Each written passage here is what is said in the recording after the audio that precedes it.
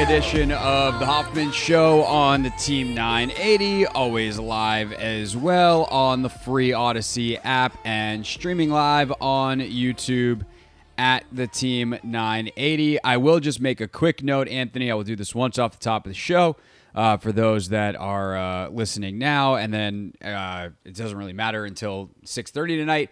But if you're like, that looks different. I know you sometimes are doing the show from all kinds of different places. This is the couch set in my home studio because there's a reason that I'm saying this, not just for people's information. Tonight at 6:30, first ever in-studio guest for the Hoffman Show from the home studio. The Aces are in town tomorrow. Three-time WNBA champion, former Washington Mystic, Alysha Clark. She's coming over for dinner, and she's going to come on the show first. So that's how that's going down. Did you figure out what you were going to name the couch, the segment, the whole ordeal?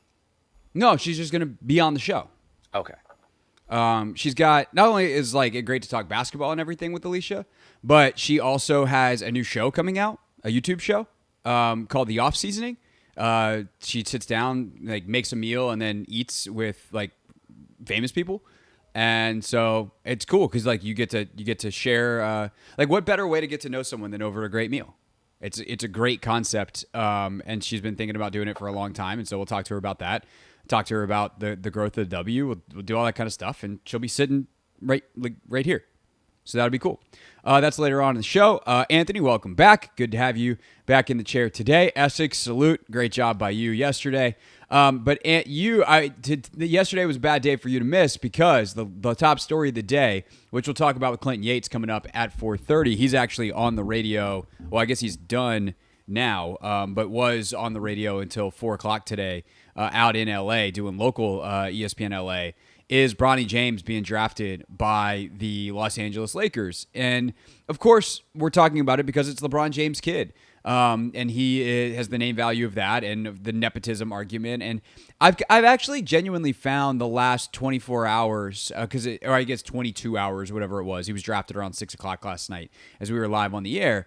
I found it rather interesting. And I found some of it incredibly disingenuous. But it also is a confusing and conflicting story. So on one hand, you have all these reports that Rich Paul,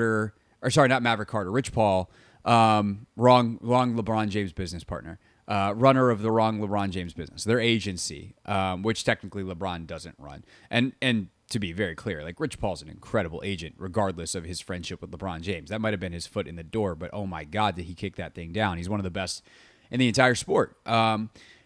But Rich Paul, who's representing Bronny, had basically apparently told teams, like, please don't draft him. And that, I think, obviously clears the decks for the Lakers to draft him. The Lakers could have just said, like, we won't. Nobody else is going to. We'll draft somebody else and we'll sign him. But, you get, at that point, you're 55 out of 60 picks. Like, you're only missing out on the other potential for 5 other dudes. And it's a second-round pick, and it's 55. And the thing is, I think the thing that bugs me about some of the nepotism arguments, of course they're there, and they're present in terms of him going specifically to the Lakers, and the Lakers seemingly doing LeBron James a favor. And we can get to that part of it. But I think the thing that bugs me, Anthony, is it actually undersells Bronny James as a player. He was a draftable player. John Hollinger was a former exec in the league, had him at 52 on his board for The Athletic. Other ESPN, when he came off the board, Jonathan Givony had him, I think, at 62 or something like that, or I guess whatever the equivalent was, where he was the 7th best guy on the board. In the second round of the NBA draft, and especially this NBA draft, which is such a crapshoot, like, that's not unreasonable to take the 7th best guy available on ESPN, who, by the way, is a -3 already on someone from The Athletic, who might have been the 80th player on some teams' boards, but might have been the 30th player on others, and draft him with the 55th pick. It's just not unreasonable. The reason, now, if they want to have the motivations of this helps us keep LeBron James, this helps us, or from a marketing standpoint, if they want to take him for the wrong reasons, that's on the Lakers. And I get the frustration from that, especially if you're a Lakers fan, which, Anthony, you are. I understand that. But LeBron James Jr., a.k.a. Bronny, is 6'2", got really long arms. His wingspan is like 6'5", 6'6", if not longer. He's got great bounce. He is an interesting prospect as a shooter. Shot it very well at the combine, but and has like a smooth stroke, but has not produced in games. And I think the thing that I saw floating around Twitter from someone that I thought was also worth pointing out is people were like, oh, he averaged 5 points a game at USC. The kid had a heart attack in December, January, wherever it was this season. And obviously when you're recovering from that, you can't work out. You can't do anything. So he comes back. Of course he didn't play very well. He probably should have gone back to school, frankly. And he probably would have been a pretty good college player next year. Whether he ultimately would have improved his draft stock or not, I don't know. Does he maybe want to come out now because he knows he's going to, get an invite or get drafted? And, it's LeBron's dream to play with his son, and this, him coming out now means LeBron only has to play one more year. Like, all of that stuff maybe, and if you want to talk about that in the context of the nepotism bucket, fine. But like, the Los Angeles Lakers on its face taking LeBron James Jr. in this draft at the 55th pick is not an unreasonable basketball decision.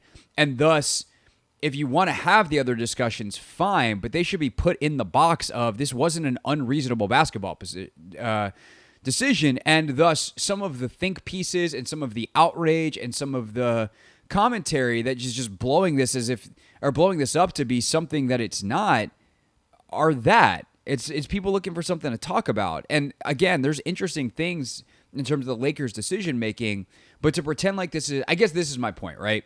To pretend like this is 100% pure nepotism and an unreasonable decision is not accurate. To acknowledge that nepotism and LeBron James Jr. getting to play with his dad on that specific team played a role here, okay, fine, but it's the 55th pick, second-round picks or flyers. And as Tom Haberstroh did a whole piece on the other day on his Substack on Tom the Finder, the most reliable path to NBA success is not Duke, Kentucky, Michigan State, any of those colleges. It's being the son of an NBA player. And so there's a decent chance based off history and precedent that LeBron James Jr. actually winds up working out not to be like the successor to his father. Just by sheer build alone, he's not going to be that. But he'll actually turn into a useful NBA player at some point. And if not, he joins the wide, vast majority of number 55 picks in the history of the league who wind up playing overseas or in the G League or not in pro basketball at all. Yeah, I just think people want to find, something to hate or, just criticize, ridicule. Because they have nothing else better to do with their time. Again, this is the 55th pick in the second round of the NBA draft. Like, I think the Lakers, in terms of, willing to, take a chance on Bronny James just because of, his youth, his IQ. Like, he offers, like, so much, things to the game of basketball that people just aren't willing to, look over when it comes to, like, the nepotism side of things. And you just got to look at Bronny, like what he did in the NBA Combine. I understand, he didn't necessarily have the best college season, but there are a ton of players, that didn't necessarily, perform in college the way that they should have, and were, drafted lottery. So, again, I think people just got to, give Bronny a chance, give him the benefit of the doubt, and let him, go out there and prove the haters wrong. I will say, though, I don't like the fact that, Rich Paul is out here saying Bronny won't sign a two-way contract. I think that is, a little bit, stepping over the line. The Lakers, here's the thing about nepotism, though. Like, nepotism, I don't have a kid yet, but if all of a sudden it's, 30 years from now and I have a 22-year-old kid graduating college and I'm still doing radio and I just give him a job, that's pure nepotism. Yeah. If he doesn't deserve it. Like, and like I'm running the media company, right? Stephen Jones, for instance, I saw, people talking about, oh, you want to see nepotism in sports. Look at the Cowboys, right? The executive, highest level ranking people in the Cowboys are Jerry Jones, who bought the team, and to his credit, the way Jerry did that deal in the 1980s, it's one of the greatest sports business deals of all time. Stephen Jones didn't do anything to become the president of the Cowboys other than be Jerry Jones' son. It doesn't mean he's done a bad job necessarily, but the reason he got the job is because he's Jerry's son. The executive vice president of business operations or whatever her title is Charlotte Jones, Jerry's daughter. Like the whole Buss family. Like Jeannie Buss, nepotism, the owner of the Lakers. LeBron James doesn't have any actual decision-making power other than his own leverage over the Lakers. He's employed as a player of the Los Angeles Lakers. LeBron James didn't draft Bronny James, and if the Lakers didn't want to, would it potentially have consequences they don't want? Yes, that's life, that's business, but ultimately, they don't have to do it. So to pretend like this is a pure nepotism play, or that they have to give in to, if Rich Paul's like, I'm not, LeBron, he's not signing a two-way deal. He's going to be an NBA player. The Lakers can go, okay, well then we're not going to sign him. Then he better bust his, you know what, and make this team out of training camp because we're not signing him to that.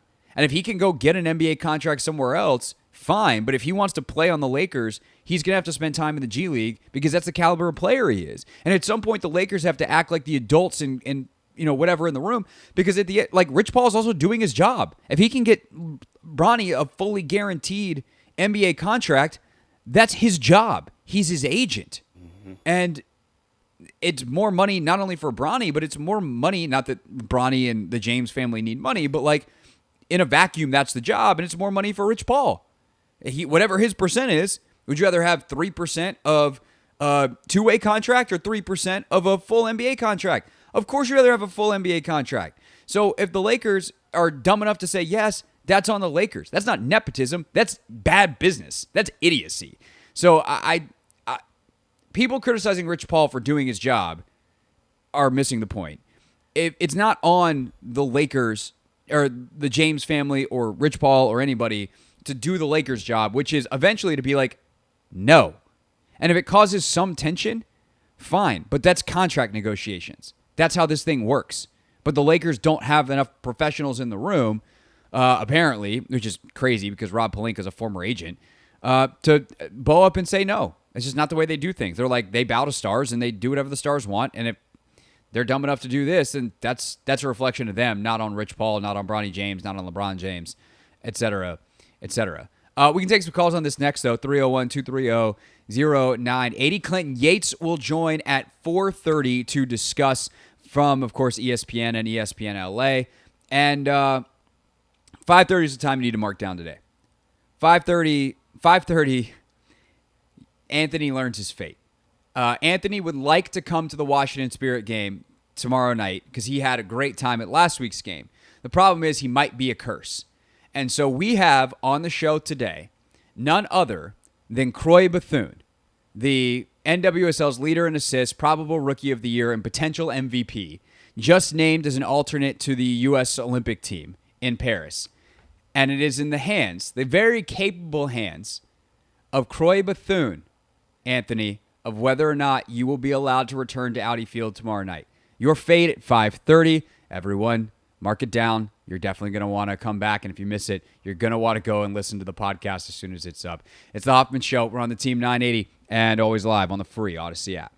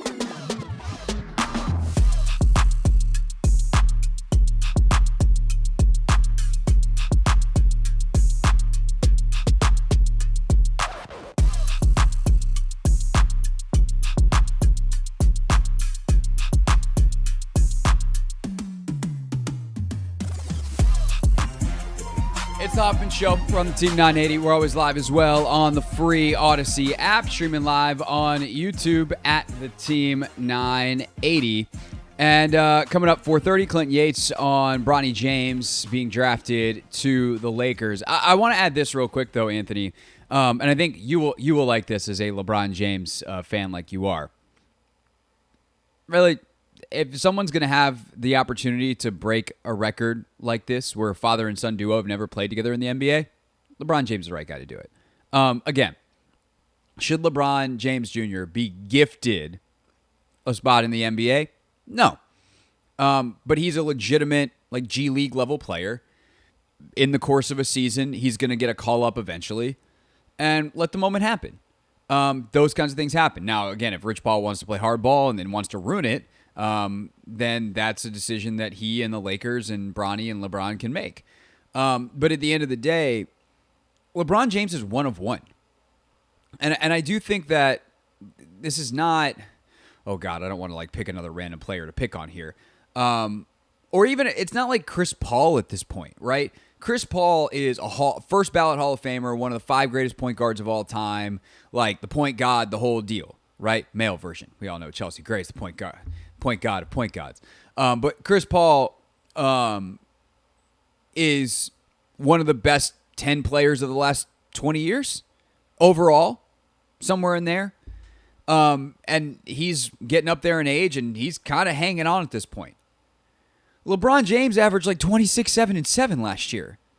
He's still balling, and he is not one of the best of the last 20 years. He's the best of the last 20 years, bar none. He's the NBA's all-time leading scorer. He's a champion. He's authored some of the greatest moments in the history of the league, including the single most iconic defensive play in the league's history with the block on Iguodala in 2016. He beat a 73-win team. It's LeBron freaking James. You know what I almost did there? Yes. You want to do it, or should I do it? You got it. LeBron James. He's him. He's the king. And so if one dude gets to do this, it's not like he's hanging on by a thread.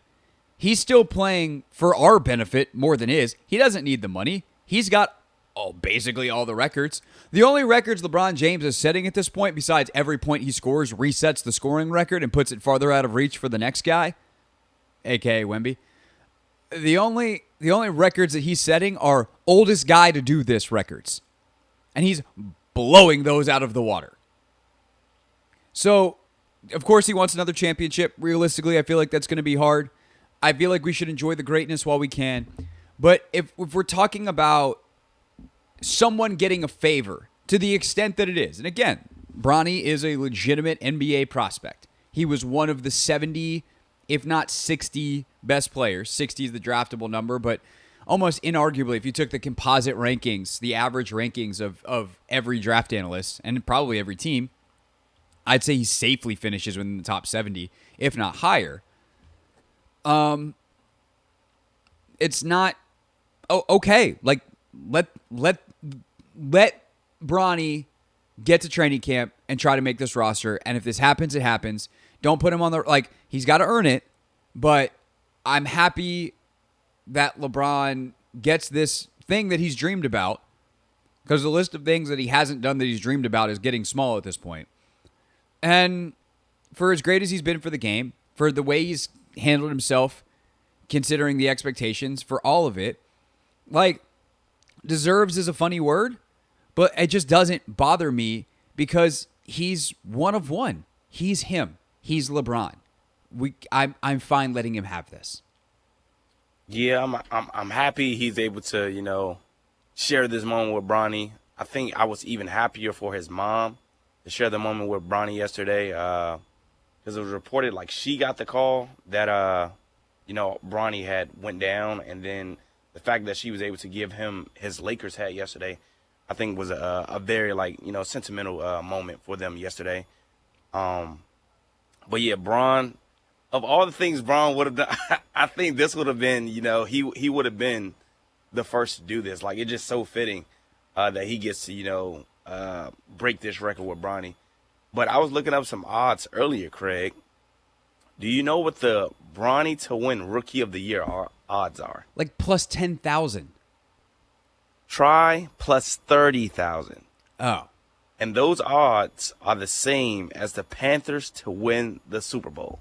So if you had to pick one, to put $10 down on, which one do you think you would cash out on? Honestly, Panthers or Bronny? Probably Bronny. Okay. This rookie class just isn't very good, bro. You're right. Like, it's not like you're doing this last year where, you putting money on not Wemby was just giving money away unless he got hurt. Yeah. Because, I don't know. Like, here's what I'll say. Ironically, the best comp I could think of for Bronny off the top of my head is another son of a Hall of Famer. And it's not because he's another son of a Hall of Famer. But, like, to me, the best version of Bronny based off what we know about his game is like Gary Payton II. Way undersized, but super long arms and plays way bigger than his size. So he's, GP2 was not 6'7", but he played like he was 6'9". And, once he developed enough of a shot that you couldn't just, leave him alone. And he also became a really smart cutter and played with a really high IQ. Like, Could that be Bronny James? It could. Is that guy, is he going to figure out how to do that in the NBA immediately, be Rookie of the Year, and cash out a 30,000 to 1 bet? Absolutely not. But, yeah, that's also the Panthers have no shot. You had to throw that in there. I mean, good gracious. If you're going to take a flyer, at least make it a flyer, not a sinker, if you will. I'm not going to lie. I think I was leaning more of the I don't know about Bronny. Rookie of the Year is hard, man. The Super Bowl is also crazy. The whole point is it's 30,000 to 1 for a reason. Debating this is a waste of time. Not a waste of time getting Clinton Yates' thoughts on it. I actually haven't talked to Clinton yet, so I have no idea what he thinks. But he's talked about this a lot on the radio today. I'm curious where he landed by the end of his show as he was filling in and out on 710 in LA. So ESPN's Clinton Yates joins us next on the Hoffman Show.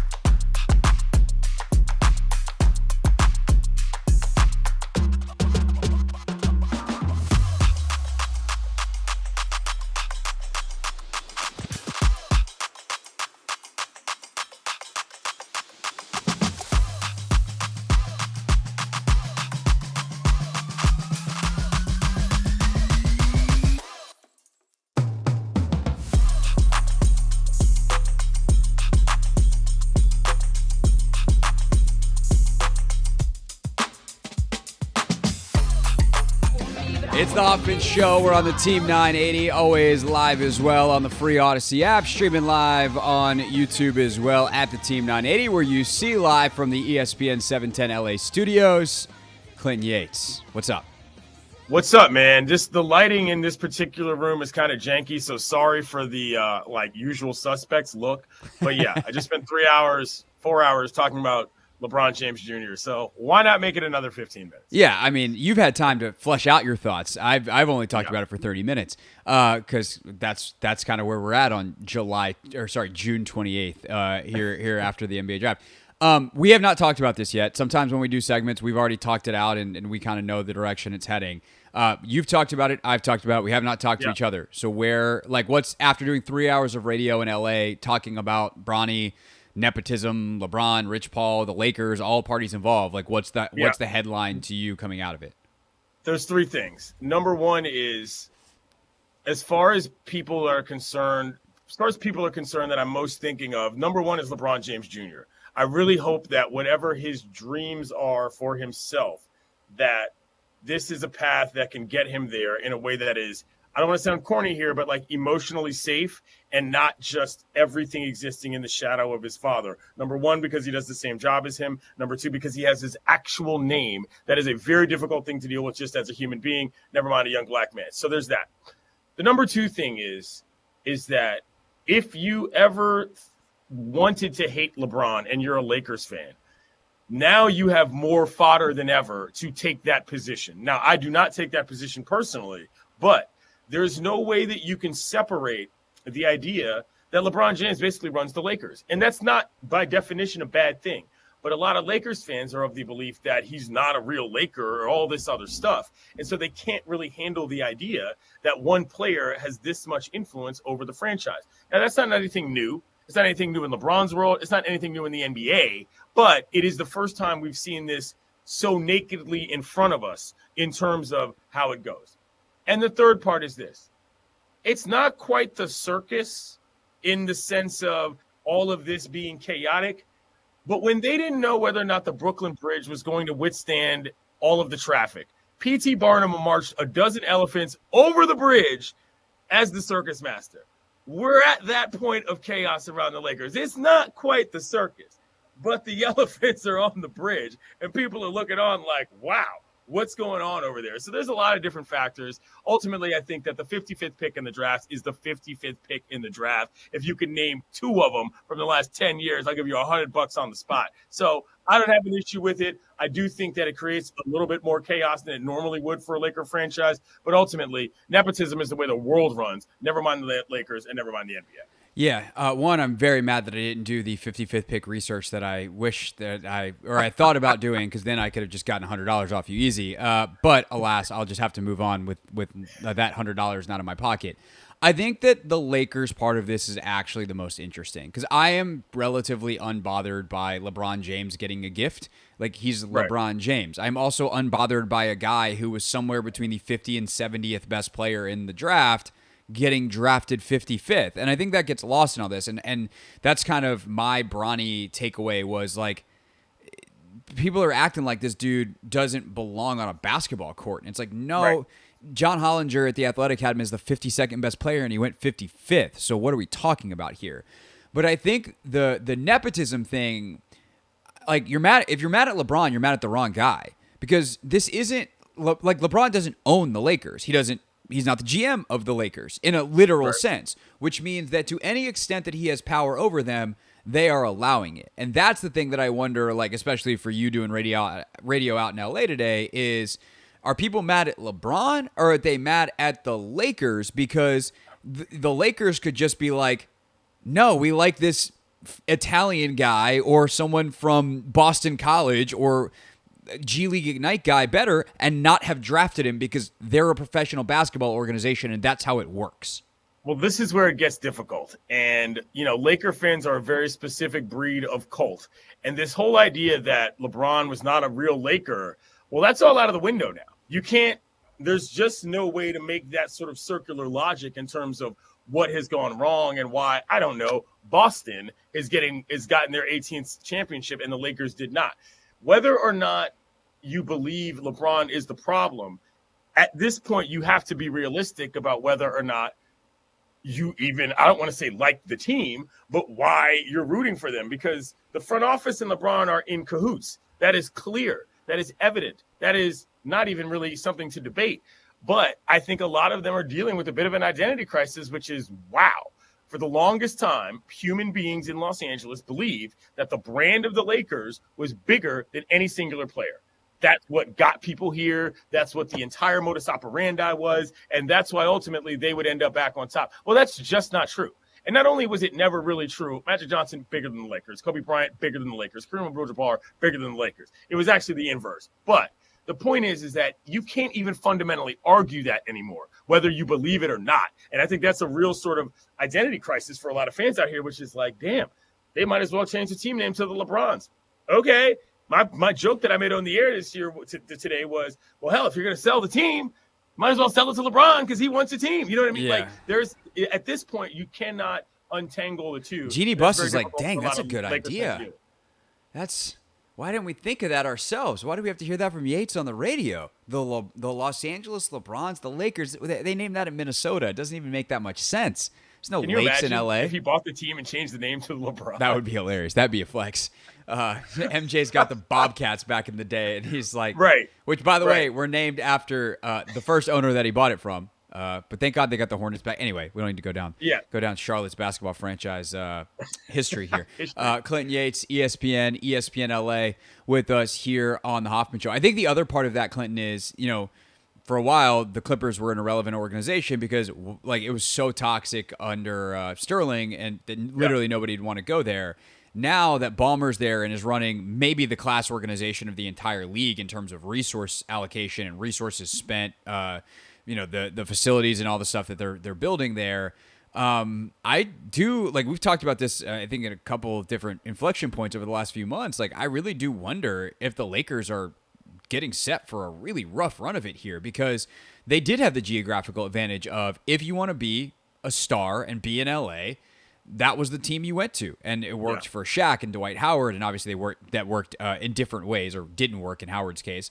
But Kareem back in the day, Magic, Kobe, they all wanted to be in LA, because if you're a rich person who plays professional basketball, why wouldn't you want to live in Los Angeles? It's great, and if you got money, it's a hell of a town. Well, now that if you want to do that, you go play for the Clippers, and it's a better experience. So, as part of the existential crisis that Laker fans are having, is that realization that, it's not going to happen instantly because the history can't be overcome like that. But at the end of the day, you are staring at a potential near future where players look at you as the second fiddle in town to the formerly lowly Clippers. Yes and no. And there's two things about that. Number one is that I think that we forget oftentimes the Lakers were in a horrible place when LeBron got here. That was the whole thing. They'd missed the playoffs for 7 years in a row. Magic Johnson walked away from the squad in the middle of the season, was just like, I ain't going to be here. We know the famous meme. But the other side of that I think is actually a bit of a misnomer is this idea that the Clippers and the Lakers are fighting for the same spot in terms of relevance and in terms of the type of fan. There are a lot of people in Los Angeles. The cult status of the Lakers and their fans, there are plenty more NBA fans who do not want to root for a team that way. They just want to show up to a facility they enjoy, watch basketball, and root for their team. They're not necessarily interested in the trash talk that involves it. I say this constantly.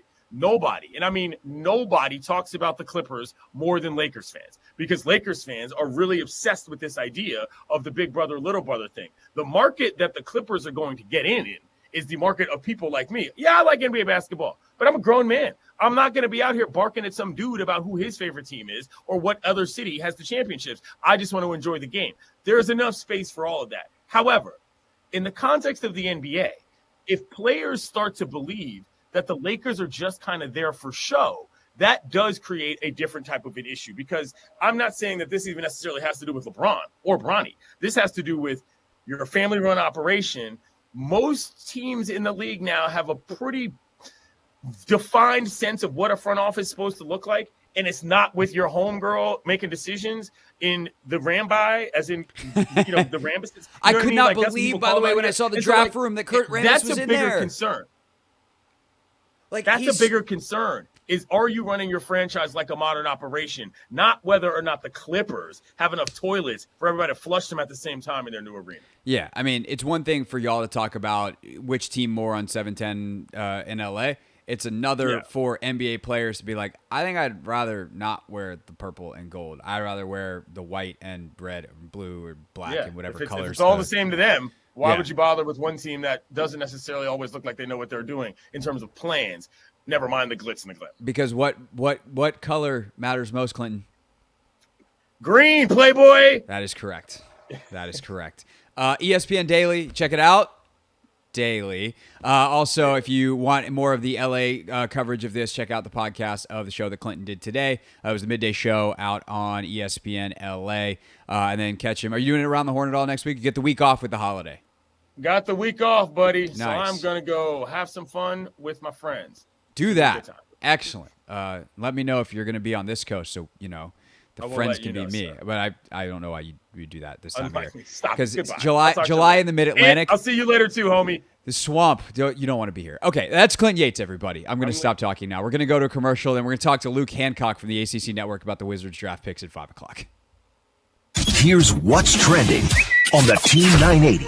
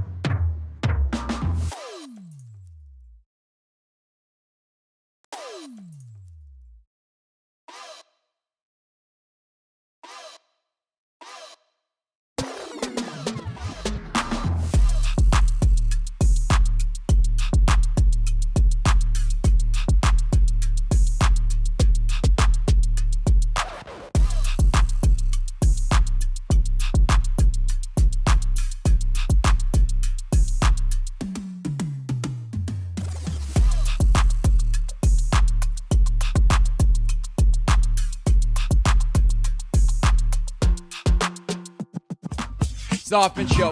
We're on the Team 980. We're always live as well on the free Odyssey app. Programming note update, which is fun because I'm telling Anthony this live on the air, but this is what happens when you get an email 2 seconds before the commercial break ends. Luke Hancock's going to join us at 6 p.m. tonight. So Luke Hancock of the ACC Network. Of course, the Wizards drafted 2 ACC players in Bub Carrington and Kaishan George in the NBA draft. So we'll talk to Luke Hancock of the ACC Network at 6 o'clock tonight, which means that we will have a little Take Command for you coming up next at 5 p.m. Again, at 5:30 today, Anthony learns whether or not he's been banned from Audi Field because he's bad luck from none other than Washington Spirit midfielder and MVP contender in the NWSL, Croix Bethune.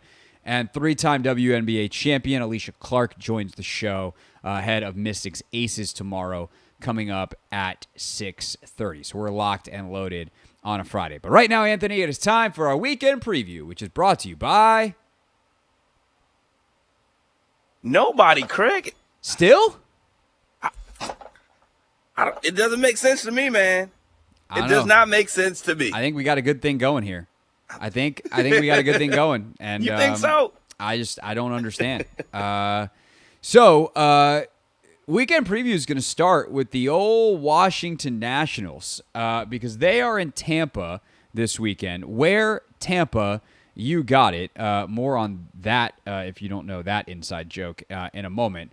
But our own Grant Paulson earlier today, 4 hours ago, broke the news. Sources. Grant's got sauces. Sources, James Wood will be called up to debut in D.C. with the Nats on Monday. So technically this is a Monday weekend preview. But the long wait is over. Wood will play his first big league game against the Mets at Nats Park in 3 days. One of the best prospects in baseball. Wood is hitting .346 with a 1.036. Yes, his OPS is over 1,000. A 1.036 OPS in AAA. So that's pretty cool. We got to get out to one of these games, Craig. I mean, I would, but it's too far from the station. I'd have to walk 3 whole blocks. I know, it just seems so far. We'll do it. Matt, me, you, Nats game, hot dogs. A ballpark glizzy. I'm down for it. I'm down for the cause. All right, so we'll Anthony and I will have a class field trip to a Nats game. Who knows? Maybe even it's Monday at Nats Park. They face the Mets. Yes, they do. Should we go for the debut? I think it's at 6:50 too. Do you think CK will let us off early on Monday? CK, we're going to do sports reporting. We got to be there for the sports. Hey, that would be a blessing in disguise. Monday, 6:45. That is my birthday. Do you want to go for your birthday? I mean, I can't say no if you want to go for your birthday. I will obviously treat you to the Nats game. I will definitely go because I have nothing else planned for my birthday. Really? I'm coming to work. You don't have anything? Do you have plans after? Oh, well, screw after. The weekend preview. What do we? Do I have to like?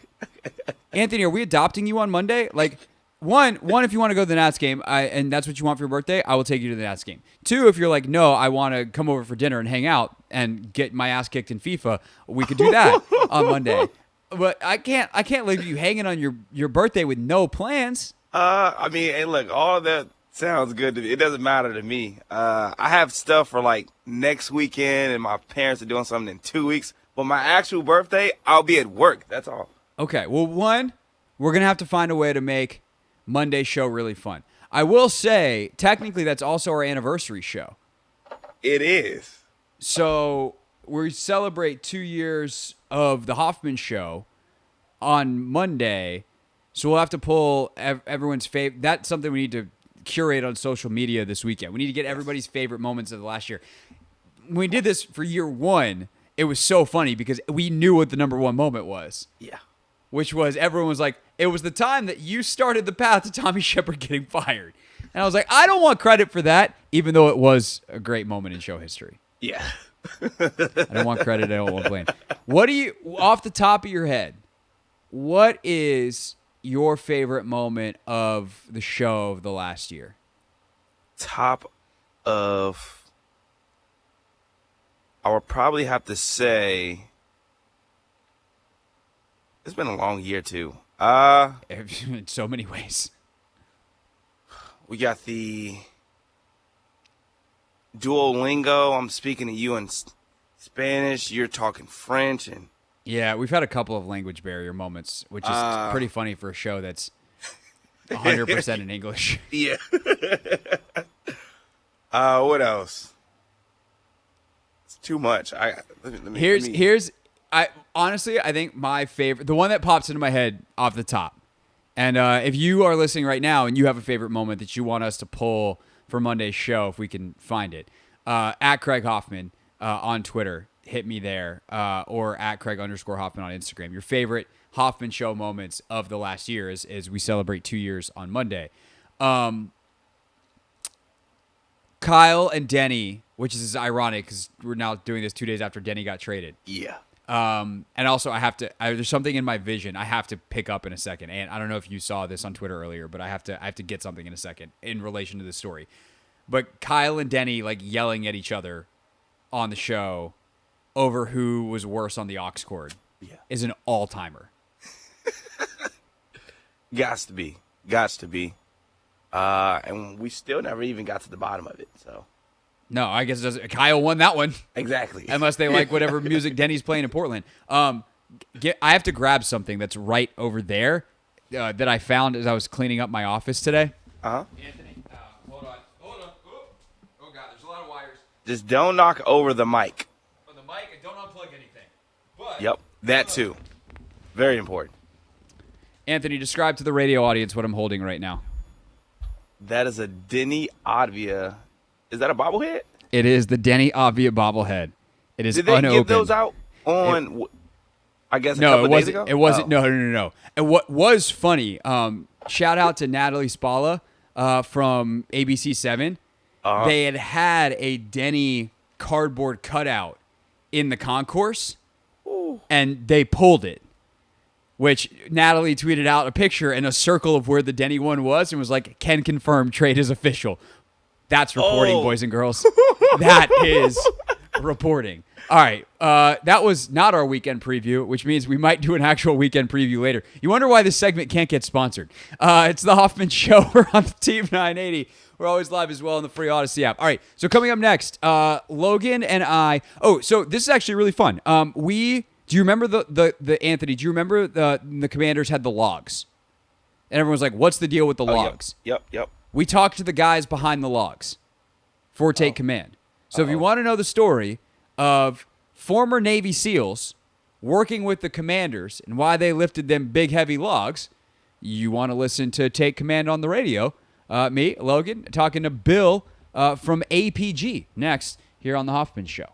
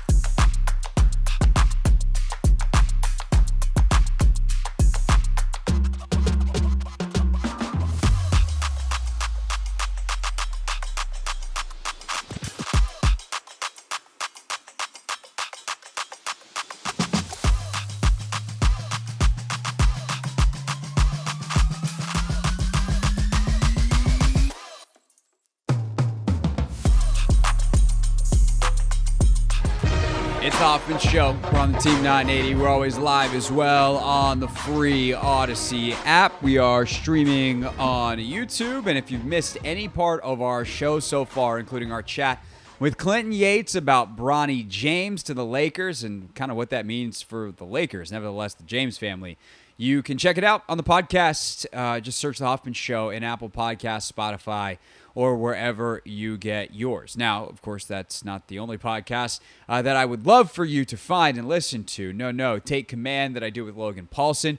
Fine Odyssey Sports production. And this week, we welcomed in a special guest to talk about something that you all saw on social media and have been wondering about. Alas, without further ado, today's edition of Not My Beat, which we can skip the fancy introduction, Anthony, is Take Command, introing that very thing. It's time to take command with former NFL tight end Logan Paulson and former Commanders beat reporter Craig Hoffman. What's up? What's happening? Welcome in to the Take Command podcast. Craig Hoffman, Logan Paulson, and joining us off the top today, a man who many of you know, you just don't know that you know him.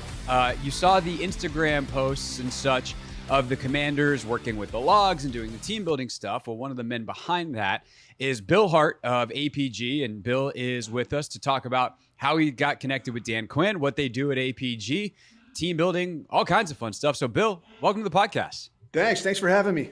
It is our pleasure. And so let's just start with like your background, who you are, how you got into what you do now, and what APG is, this business that you've started that works with teams all over the country. Sure, man. I'm Bill Hart. I'm with APG. I'm one of the founding members, and we've been doing this, I want to say about 12 years now. And I spent my entire career in the SEAL teams. I came into the Navy in 1992, went straight into training, and spent about 10 years from the player's perspective, just going to practice and never getting to play, which was kind of a drag. But towards the end of my career, I had been working on a psychology degree, and I got into that because I spent a lot of time downrange overseas, and I was the guy that would get stuck talking to people on target. You know, like you go looking for Carlos the Jackal or whatever, and now here's a whole stack of people, and somebody's got to talk to them. And they said, hey, that somebody's going to be you. And I was like, well, I don't want any part of that. And I ended up doing it anyway and got into the psychology end of things, and got linked up with Mark Walker, my business partner now, and we stood up APG. And the idea here was really just to transfer what we know as special operations guys, you know, some of the little things that I guess, you know, you take for granted after doing that job for a little while, and probably some of the things that, you know, older players can relate to this, like things you just take for granted. They're like, yeah, I know to do this, but now you got a guy coming in, doesn't have any idea. And he's got to be shown. Like he's got to either be shown or he's got to sink or swim. And, you know, the idea here, I guess, is try to reduce the number of people drowning in that sink or swim process. So, we started out, man. We started out like it was just a good idea, you know. And we had started out where our last job in the Navy was in this office called Recruiting Directorate. And what the job was essentially was you're a commercial for the SEAL teams. Like they'd send you to high school, send you to colleges, and you talk to the athletes and like, hey, here's the teams, you know, if you're into it. And what we ended up having was more and more coaches would want to bring their teams by the training center. Like, hey, could you do that little, you know, 1 hour talk or a little workout or whatever, that thing you guys do? Could you do that? And that was kind of what gave my business partner, Mark, gave him the idea for our business. But when we started out, it was like you'd call somebody and they're like, well, who have you worked with? And you're like, some colleges and stuff, but I didn't, you know, I don't know, you know. So we started really small. And our first gig as APG was actually a free gig we put on for a high school just in San Diego. And they were like, yeah, that was great. You should charge for this. We're like, yeah, I know. Thank you. But kind of fast forward a couple of years, we got linked up with a cycling team called Novo Nordisk. And I don't know if they're still out there. This was a good few years back. I think they had some financial issues. But you guys started charging so much. Yeah, right. How can you afford this? You can't afford me. But we had linked up with these guys, and this was a cycling team that was all type 1 diabetics, and there's guys from, I think it was like 13 different countries. Wow. So you had you had guys with language barriers. There was a kid from Kazakhstan. There was a kid from France. There was a kid from Spain, and then those were like the guys that should be like high level pros, and they were really bent out of shape, because they're type 1 diabetic, and they're like, I'm not where I should be, I don't belong with these people. They are like the riffraff. I'm better than this. But you got all these personalities, and we did some decent work there, and the owner of that team was at the time friends with Thomas Dimitrov, the GM at Atlanta, who's a big cyclist guy.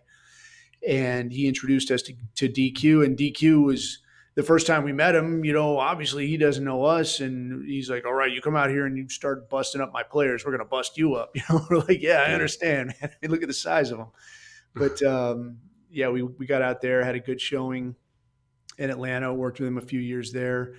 And then he brought us with when he went to Dallas, and we worked with his defense there. And now here we are out in Washington. So it's been a good times. Yeah, absolutely. And I got to do it, and I really enjoyed the process of I kind of missed all the hard stuff, got to do more of the fun stuff. But in terms of team building and getting to know your teammates, it was a really good time. But you said something kind of when you were going through your spiel about things you take for granted, from a leadership standpoint. What are some of those things? And then how does the training kind of bring those things out, especially in an NFL setting? Yeah, I mean, having worked in a lot of different sports, we've worked in every major sport at this point: football, baseball, basketball, hockey, and we finally got a pro soccer gig where we did an event with the LA Galaxy. But you see some of these same things, again and again and again across the professional athletic scene. And the first thing that struck me was that these are young dudes. These are really young guys. You look at guys on TV, and when I was growing up, these are men with serious mustaches who carry a lunchbox, these are serious people. These are grown men. Facts. And you get out there, they're not. These are young guys. These are very young guys. And not only are they young guys, they're young guys that have grown up doing this one thing, this one way, very, very particularly. So now you're thrown in with all of the other big fish from the pond, and you're trying to find your way. And how do I set myself apart? And how do I, rise above? And all they've had to go on for so long is, what they hear from an older guy that's willing to give them some insight, or maybe what they see on TV. And what do you see on TV is well, I got to drive a flashy car. I gotta act like a jerk when I come through the door. I need to have a hot girlfriend.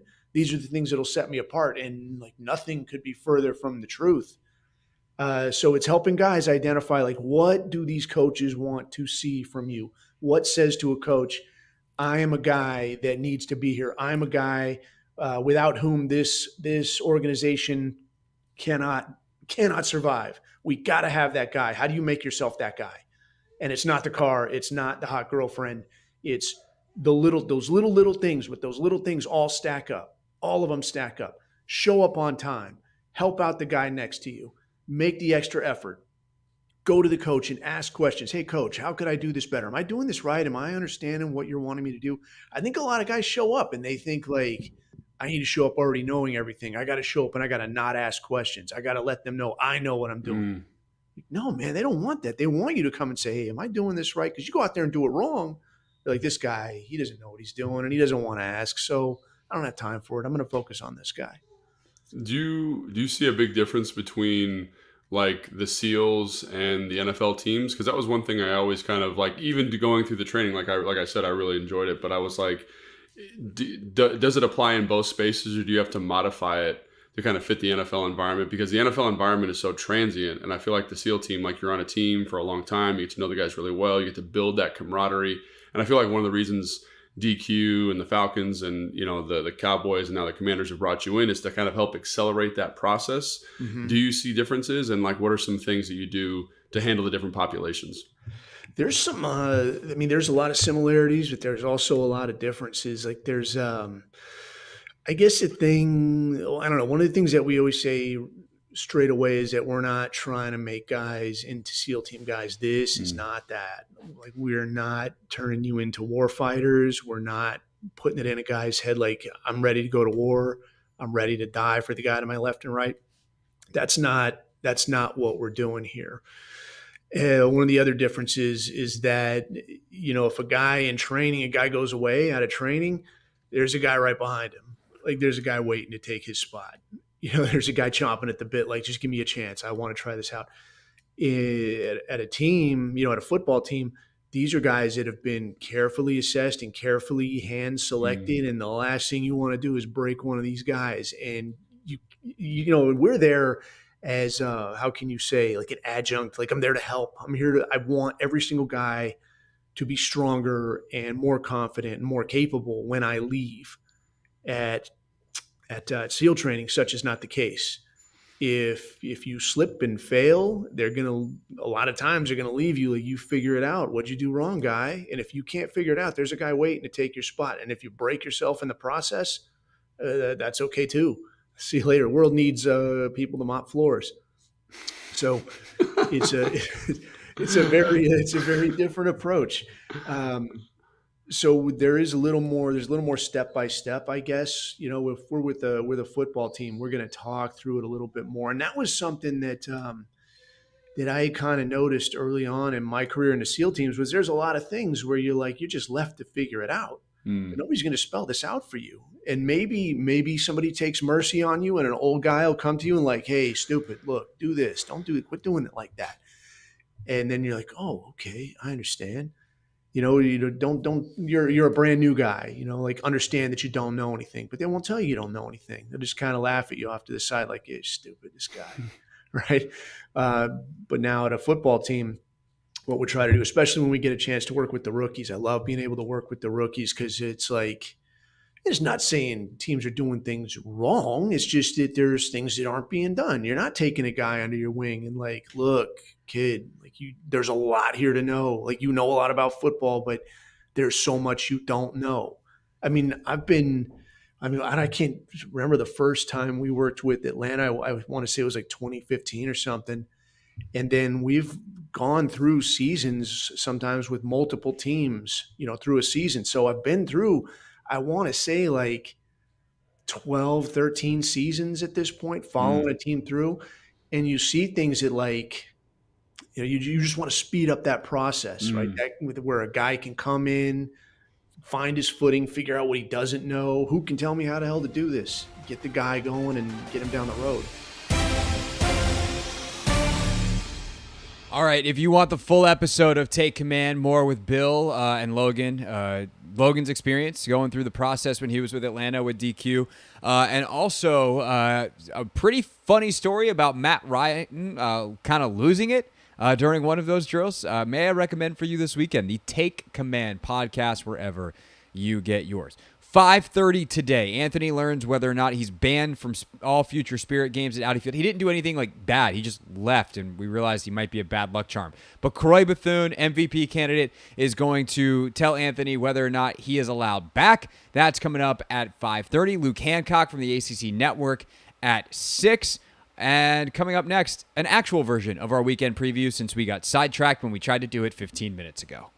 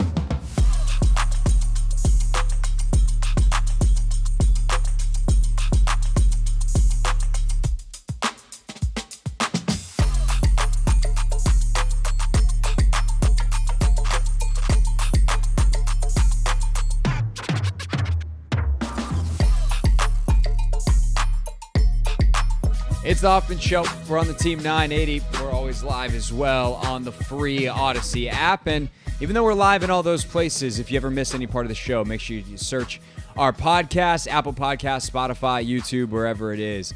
You can check out the show on demand anytime, anywhere on your schedule. All right, speaking of the schedule, Anthony, we started to do our weekend preview earlier, and instead we wound up previewing Monday, which is your birthday, and also the day that James Wood is going to make his debut for the Nationals. And then we got totally sidetracked because we also remembered that Monday's our anniversary show. But now, ahead of Croix Bethune telling you, telling you your fate of whether or not you're allowed to return to Audi Field this weekend for Spirit and Courage. She will also talk about being named an alternate for the U.S. Olympic team, new coach, Jonathan Heraldez coming in from Barcelona. So we talk about actual, sports, but mainly people want to tune in for the end of the interview at 5:30 to know whether you have been banned by Croix Bethune herself from Audi Field. But outside of that, the rest of the weekend on the pitch looks a little something like this. More on the men's side of things that we are looking at. And we will take some time probably at 5:45 to quickly dive in before we get back to the Wizards draft at 6 to the U.S. men's national team and what happened last night in Copa America. Them losing to Panama, just completely inexcusable. But tonight in Copa, you got Colombia and Costa Rica, Paraguay, and Brazil. Brazil has, by the way, the thing that buoyed hope after the U.S. had that terrible loss at Commanders Field here in D.C. Remember they lost that game 5-0 or 5 whatever that was. It was terrible. And then all of a sudden they play Brazil, and it's like, oh, wow, okay, we tied Brazil. We're good. Well, Brazil then went and lost its first match in Copa America. So they're trying to get back on the right track tonight at Allegiant Stadium in Las Vegas as they take on Paraguay. Argentina and Messi, they have already locked up their group. Big day for Canada tomorrow, though. Both those games, 8 o'clock on the Fox Sports Networks, FS1, FS2, Argentina, Peru, Canada, and Chile. Sunday, you got Jamaica, Venezuela, Mexico, Ecuador. That is all group. What group is that? I don't know. It's the group that Mexico, Ecuador, Jamaica, and Venezuela are in. And then Monday, even though it's not technically the weekend, that is when the U.S. will try to get out of the group stage with a win. Or possibly they could advance with a draw, depending on what happens in Panama, Bolivia. But they have Uruguay, who is already up in the group and has secured advancement no matter what happens in the other games, I do believe. And that is the Copa America of the weekend. You also have the Euros resuming this weekend, including Switzerland and Italy tomorrow. So these, we're now in the knockout round of the tournament. Switzerland, Italy at noon, and then Germany, Denmark at 3. And then Sunday, England, Slovakia at noon. Spain, Georgia, surprise of the tournament. Spain, Georgia is at 3. For England, I saw a pretty funny meme about Gareth Southgate, England's manager, because they have one of the best players in Spain. Jude Bellingham plays at Real Madrid. Harry Kane, after leaving England and years at Tottenham, went to Bayern Munich this year, was the leading scorer in the Bundesliga. And then obviously they have a bunch of players, including one of the best scorers in Bukayo Saka of Arsenal in the English Premier League. So you have one of the best attackers in Spain, best attackers in Germany, best attackers in England. All three together on the front line, and England can't score goals. And they're like, only Gareth Southgate could figure that out. So not fun waters to be swimming in if you're England's manager right now. Not that necessarily is always a fun job, but man, it is a struggle fest right now. So those games all this weekend in the Euros. Loads of WNBA action this weekend on the hardwood here stateside. Tonight, Dream and Sun, Sparks, and Mercury. Tomorrow, of course, at ESA, Anthony and I will both be there as the Aces take on the Mystics. And again, an hour from right now, in studio, if you will, sitting next to me on my couch, will be Alysha Clark of the Las Vegas Aces, a 1, 2, 3-time WNBA champion. Wings and Storm also tomorrow night. That's a 9 p.m. tip. Bunch of good games on Sunday too. Dream Liberty, Lynx Sky, Fever Mercury, which Fever Mercury should be really, really fun. That's an ESPN game at 3 o'clock. For all of the welcome to the W moments that Caitlin Clark has had, she finally gets her Diana Taurasi welcome to the W moment. Man, she's going to get one of those chicken wings. Ugh. She's lucky she's only going to get one. Oh, it's going to be several. DT definitely is one to throw a couple shoulders. Yeah.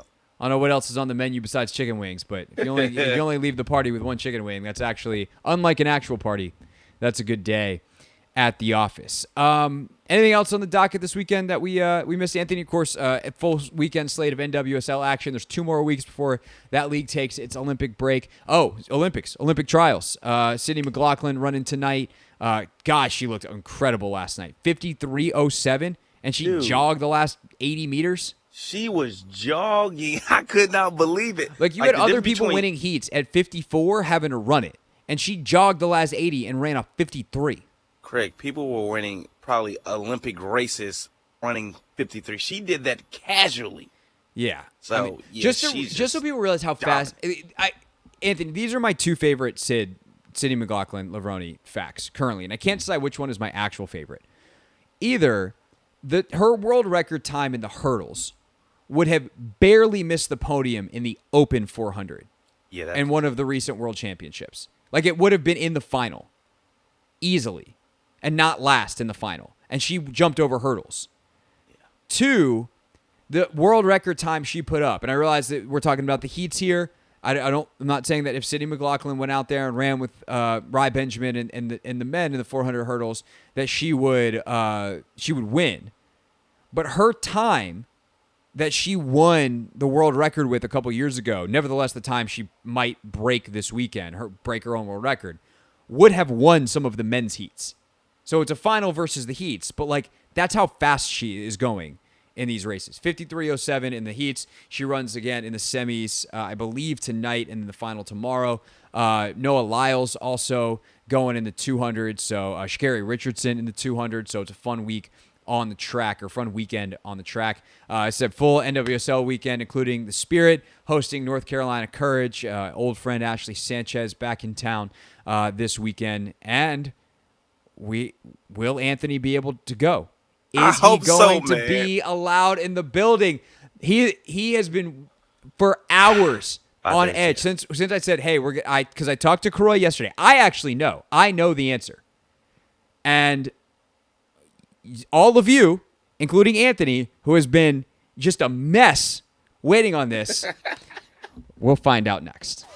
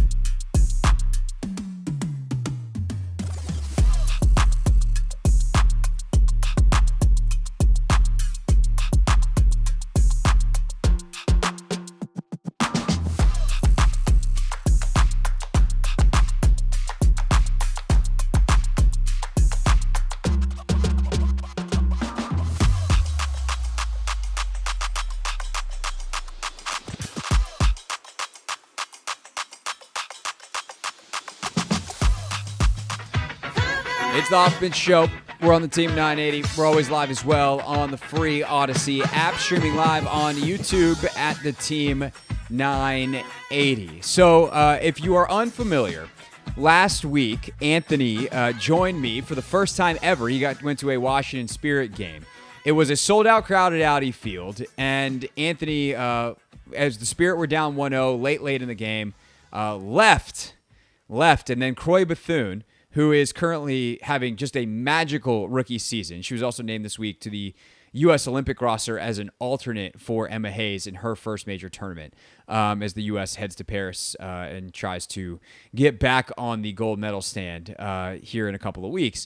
But Croix just scored an unbelievable goal, sent the 19,000 plus still in attendance into a frenzy. Spirit save a point, tie 1-1. Well, that made us think that maybe Anthony's not just bad at picking games. He might actually be a curse.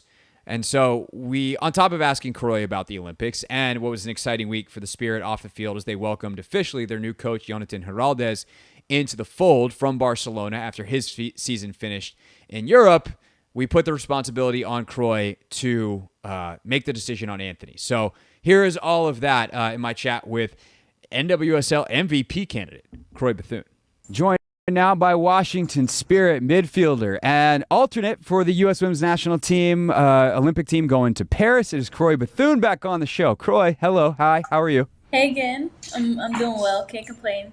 How are you? Excellent. I'm good. It's been a busy week. It's been a busy week for you. Take us what it's like to get that call and how the news is delivered. Because I've heard everything from you get a call to we've seen some of the FaceTimes. It used to just be an email. It's like, oh, I guess I'm on the team. What is it now for Emma Hayes, and how did you find out that you were an alternate going to the Olympics? I got an email, but so my phone is usually always on Do Not Disturb, and I was actually just waking up from a nap, and as soon as I woke up, she called my phone, so I guess it was perfect timing. And I answered, and she just gave me the information of how I was going to be an alternate on the Olympic squad. And yeah, I just felt amazing getting that information. Excited, grateful. So I was going to say, my inclination is to tell you congratulations because you deserve that. But I'm also curious, just like as a competitor, as an athlete, you get that alternate nod with how well you've played. And I don't know what more you possibly could have done to make the team in your first, whatever we are, 3-4 months in the NWSL. Is it all just like joy? Is there mixed emotions? What was your reaction? It sounds like you were obviously very happy, but what's the full scope of emotion there? Yeah, I agree with you. I was hoping to be on the initial roster of 18, but some things happen for a reason. But to still be able to go is also it'll be an amazing experience, and I'm just grateful that I still have the opportunity to be there and be a part of the squad. So what was the camp like that you were at? Emma's first camp, obviously you were there as a practice player. What was that camp like in general, and what was it like for you? In general, I think it was a lot of learning for us, taking things slow because it was my first camp, but it was also Emma's first camp. So it was a lot of firsts for everyone, just her being new to everyone. For me, I thought it was a good learning experience being a practice player in my first call-up, just kind of taking it slow and observing everything. But overall, I thought it was I thought it went well, and just a lot of learning. Yeah. So you come out of that camp thinking, I got a shot? Or what's the feeling for you as you go home from Denver after those practice sessions? Mixed emotions, but also just as long as you do your best and you feel like you performed well, then you can't really look ahead because anything can happen. So for me, just continuing to perform well with the Spirit and seeing where it goes from there. Yeah, you've done a decent job of that. Solid work on the performing well for the Spirit front. Croix Bethune's with us here on the Hoffman Show. Take me back to Saturday night, 19,000, Audi Field. You're down one late. That ball comes in. Naomi Girma's been a gigantic pain in the butt the entire evening. You finally get one to bounce over her head, and all of a sudden the ball's on your foot with what is essentially going to be the last kick of the game. Take me to that moment through your vantage point. Yeah, backtracking a little bit, Trinity kind of got fouled, and a lot of us were going over to check on her, but also it was a good time for us to just communicate what we thought we needed in the last minutes of the game. We mentioned just playing balls in. And Casey kind of realized that from the half field and played a ball in. And when a defender's running backwards and tries to head it, it's most likely going to be a flick on. And for me, I was running in the box more so trying to figure out where the ball would land. Second ball, if I couldn't win the first. And the flick just kind of landed perfectly on my chest. Took it down and placed it in the little gap that I had. So, yeah. Are you processing that all in real time, or is it just reaction? A little bit of both. For me, I just want to get on the ball. We were down 1-0, so honestly, anyone who got it, I feel like we were just trying to score in that moment. But for me, I kind of saw the reflection coming, and I saw it like was landing at my chest. So in the moment, I was just kind of going with the flow of the game. I'm also curious, like, I mentioned Nay, like she's maybe the best center back in the world, and the game she played against y'all was one of the most ridiculous games I've ever seen from a center back. She shut down so many opportunities, and she was right on your back for that and tried to close it down. You're able to get it off just ahead of her. Like, do you feel her on your back, and two, are you like, I have to get this off an extra half second faster because Nay's back there and she's been very annoying tonight? Yeah, she's great. From playing with her when we were younger at camps and then playing against her when I was at SC and she was at Stanford.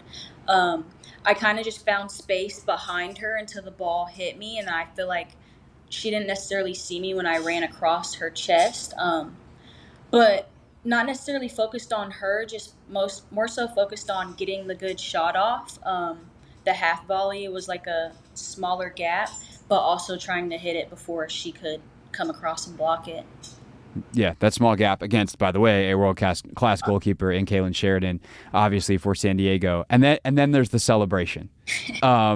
Was that something you had planned on doing no matter when you scored, spur of the moment? I know you've talked about it a little bit, but like, give us the full scoop. Yeah, I mean, sometimes I plan out celebrations. I've kind of had that one in the back of my head for a while, just because, like, if you've ever rolled dice, you want to hit a 7 or 11. The first roll, and I were 7, so just kind of, it was like a perfect timing celebration. Yeah, hit that 7, get the tie, get the point, get out of there. Yeah. Obviously, it's been an exciting week for the Spirit with Jonathan being officially introduced. I know he was around a little bit last week. What are your first impressions of your new head coach? Yeah, Jonah, he's great. I like how right now he's kind of like a little bit behind the scenes, but also very involved. A lot of knowledge. I'm excited to learn from him, being a great at Barcelona, and just to bring his talent here. For us, we've been doing so well already, so I feel like the only way we can go is up and to elevate. He's been involved behind the scenes, but now that he's fully hands-on, I think it's just going to be amazing for the Spirit. Yeah, it looks, I'm basing this solely off of a press release that we got with Audrey doing the pre-match press conference this week. It looks like I guess he's coaching this weekend. But with Jonah being in sessions, I think when I had the chance to talk to him at the press conference, I could see a couple of times that coach brain start going. Like he'd be in the middle of an answer and he'd just start like having that kind of prodigy, like, oh, I really, like, this is what I live and breathe, football, tactics, etc. Have you had any of those moments with him in practice where like he just kind of gets going and really, points out some finer detail that is just, you're like, wow, this guy's really on it? Of course. In training, sometimes if we have a breaker where like he'll stop us and he'll just point out little details that matter that can make our training a lot sharper. So when we translate it to the game, those little details mean so much more. They can be a major detail. That could be a goal, the way your body is positioned, just everything.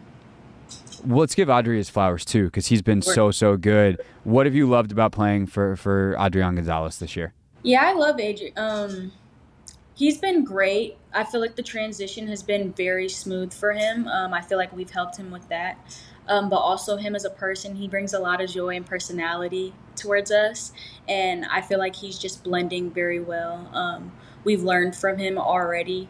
And I feel like he's just implemented what Jonah wants to implement in such a short period of time, which is actually amazing. For a team that's got so many new pieces, both, you, Hal, Courtney, Kate, contributing rookies, but also some people that were coming in, like Casey gets traded there, Yeah. A whole new staff, et cetera. How much does it help to have a coach that kind of embraces the personalities to let you guys know each other? Because you, I presume, feel like you can actually act like yourself around the facility and kind of fully authentically be you. Yeah, great. I think you hit a great point, is that we also do have a lot of new players. So not only is a new coach, it's new players. So we all kind of like had to start from point one and then build from there. It was like we're all in this together, like type thing from the beginning. So I feel like that made it a lot easier for us as well. All right, last piece of business, Croix. We have something with the show that we need help with resolution, and you're going to have the responsibility of deciding for us. So my producer, my dearly beloved producer, Anthony Haney, we like to joke that he's a bit of a curse when it comes to sports. Typically, it actually is just when we pick games, I crush him, and he's very bad at predicting things. But then all of a sudden, he came to his first Spirit game against San Diego, and he was loving it. He's like, this is amazing. Obviously, the full sold-out crowd, the whole deal. He had a great time. But he left when Trin went down in the 88th minute. He was like, I got to go. I got to get out of here. I want to beat the traffic. And then you did your thing all of a sudden, and we're like, I'm just like, maybe he is cursed. Maybe he is the bad luck. Now, he would like to come back this weekend as you guys are at home against North Carolina, and I need to know whether he's allowed back in the building. So, Croix, are we willing, and are you willing to give Anthony Haney another chance at a Spirit game? Of course. I mean, we love all of our Spirit fans. Come on back. We'll show you a good time this time. Croix's gonna be like, all right, I'll score in earlier in the game. I will say, for as money as you have been this year, when you had the opportunity in the first half and you cut back, like for all the goals you scored, Croix, to miss that one, I was like, she doesn't. That's like the easiest shot she's had all year. Yeah. But that's football. Right. Sometimes stuff like that happens. You get unlucky, but it's okay. Yeah. It's okay. You made up for it. You made up for it quite nicely. The half volley, just you had to raise the degree of difficulty. Remember, you're going to the Olympics for football, not gymnastics. Degree of difficulty doesn't matter. You're right. Croix Bethune, everybody. Croix, always a pleasure to chat, and we'll see you at Audi Field, and I'll see you in Paris. You as well. Yeah, see you at both. Thank you. There you go, Ant. You're welcome back. I'll see you at Audi Field tomorrow. Hey! I'm back, baby! We love to see it. Thanks again to Croix for coming on. So that's the good soccer news. Anthony is allowed back. The Spirit have a fun matchup tomorrow night. I believe there's 16,000, 17,000. They're going to be pushing sellout again tomorrow night. Should be a great atmosphere at Audi Field. If you want sad soccer news, though, stay tuned because, oh, buddy, we're going to talk about the U.S. men's national team and their disaster against Panama next. What more could you possibly want on a Friday afternoon?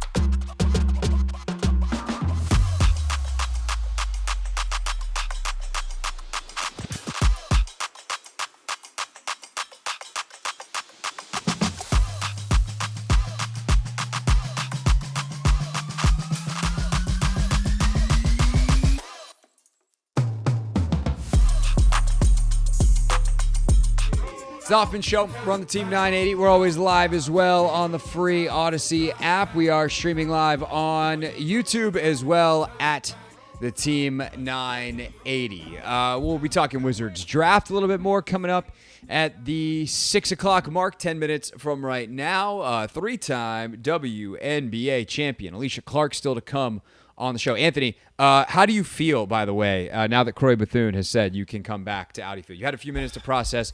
By the way, I have already put in the ticket request for you, so hopefully getting you in the building is not going to be an issue tomorrow night, despite the fact that there are only so many tickets available.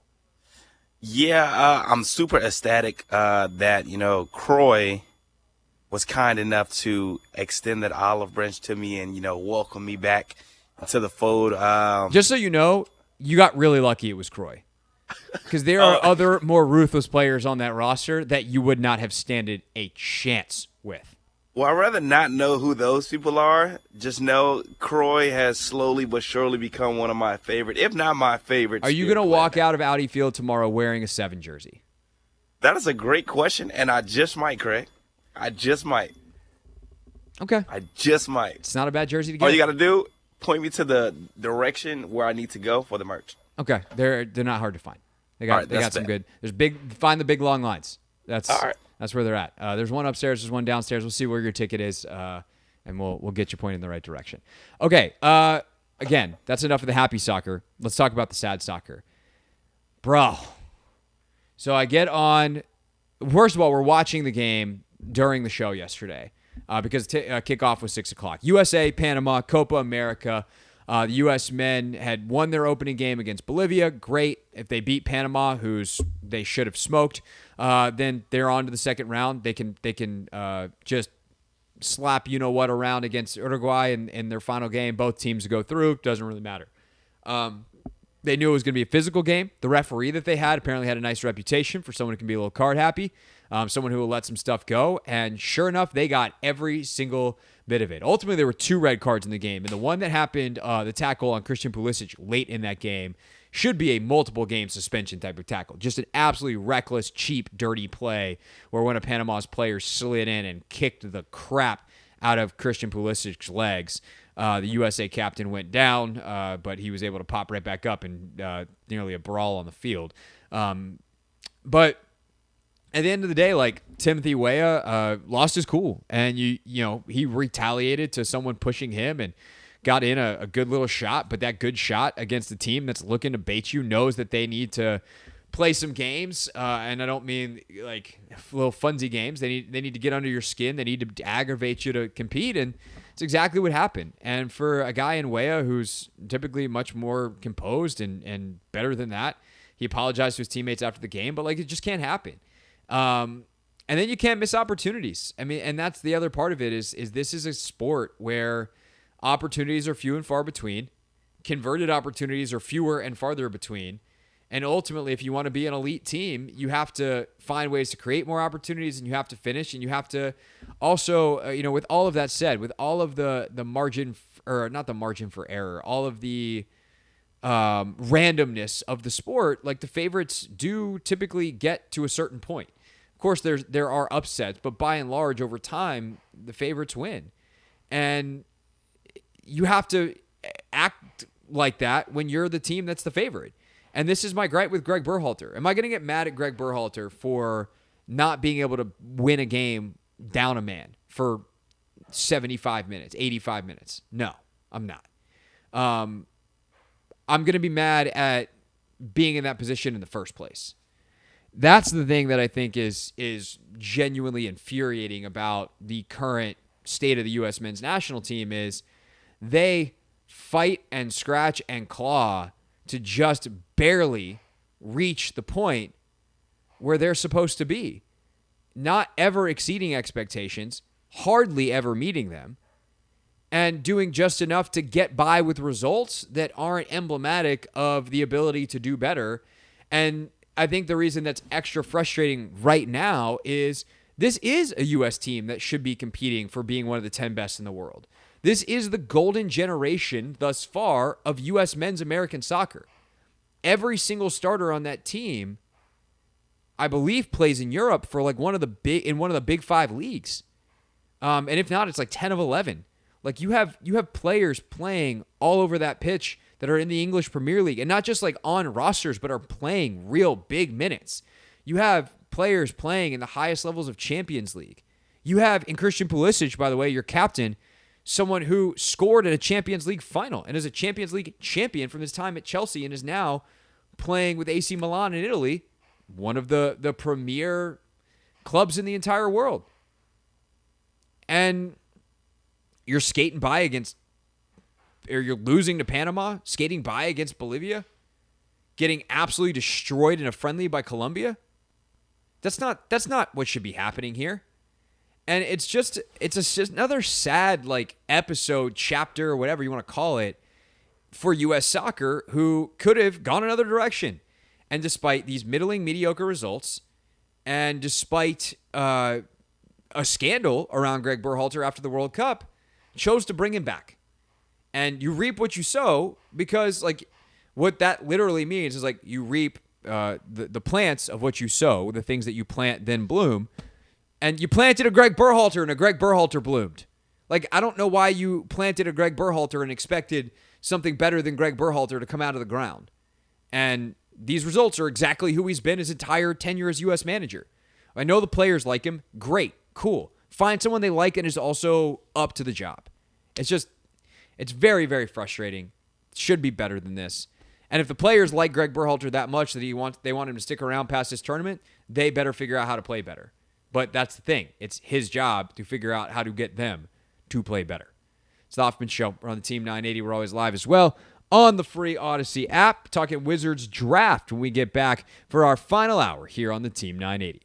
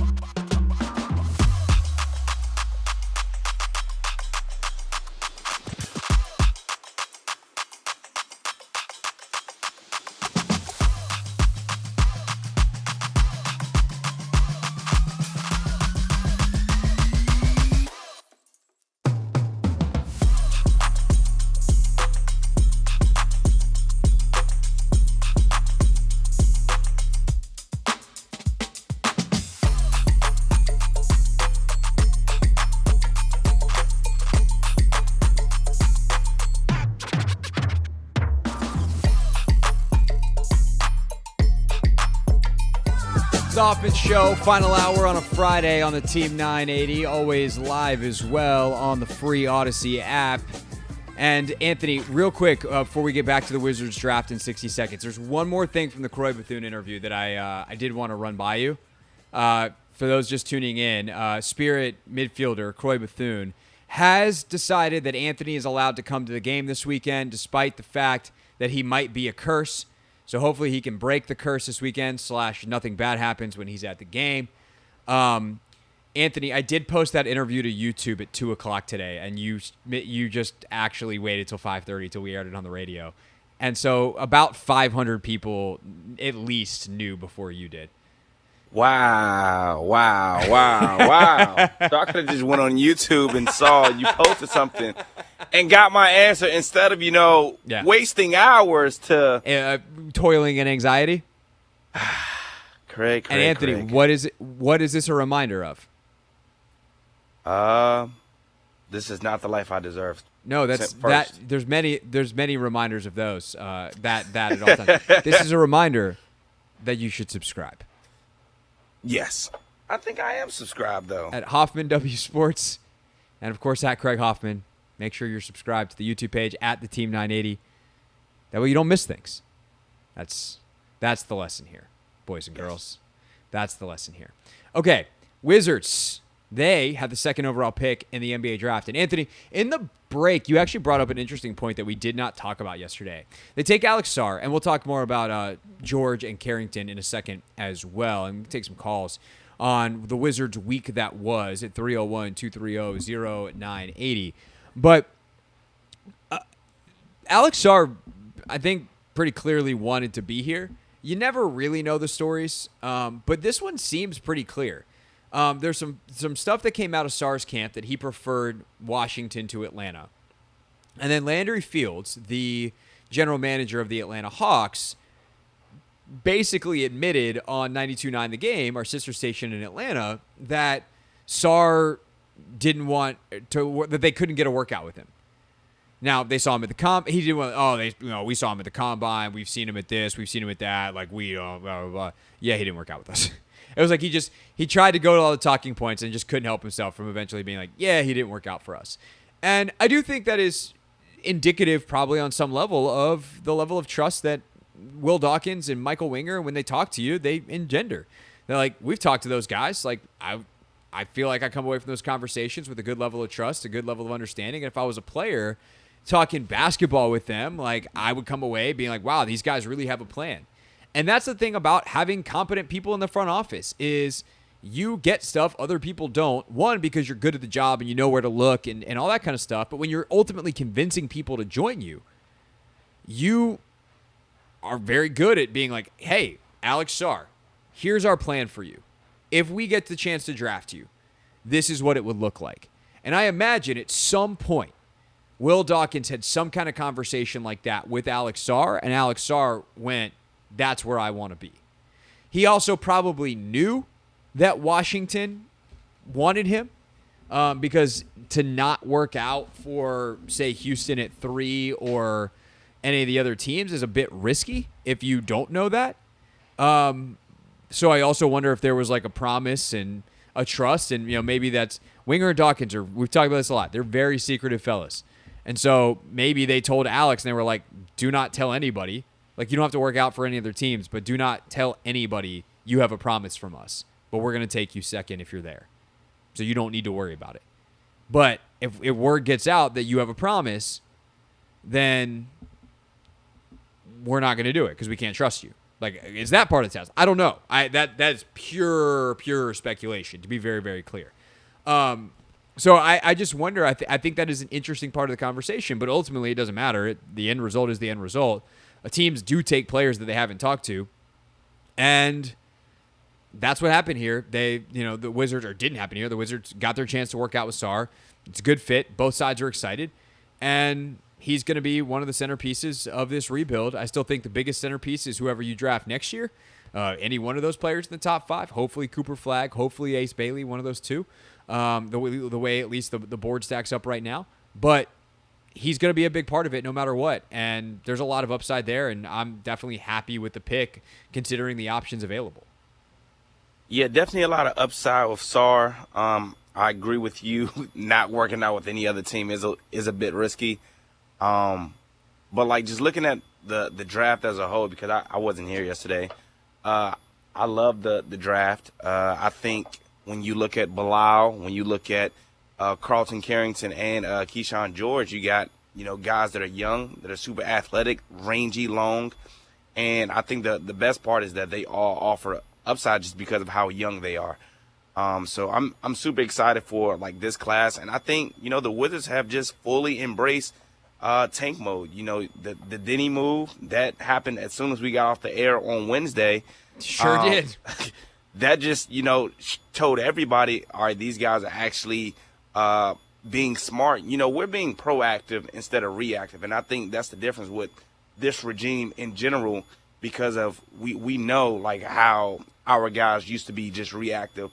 And, you look at the Bradley Beal situation, and that's the most thing that, sticks out. And that's why we are where we are now. So I think them moving Denny was more so a forward-thinking kind of a move. And, they're 3 steps ahead of, everybody else right now. So they I'm have excited. the ability to look 3-4 years ahead. And Yep. that is something that this front office has not had for years. This team, this organization has not had for years. It's always been, can we make the playoffs this year? And it's like, then what? Yeah. And like, I know that sounds crazy. Like, isn't the point to make the playoffs? It's like, no, the point is to win a championship. So you make the playoffs, and then what? And the answer is you lose. And that has been the case for the Washington Wizards, never making the conference finals since they won the championship in 1979. So I think that, yeah, the Denny move clearly is ability to look ahead. I talked about that quite a bit yesterday. The Sarr move is, understanding, okay, we don't know. And this, I think, is hard, right?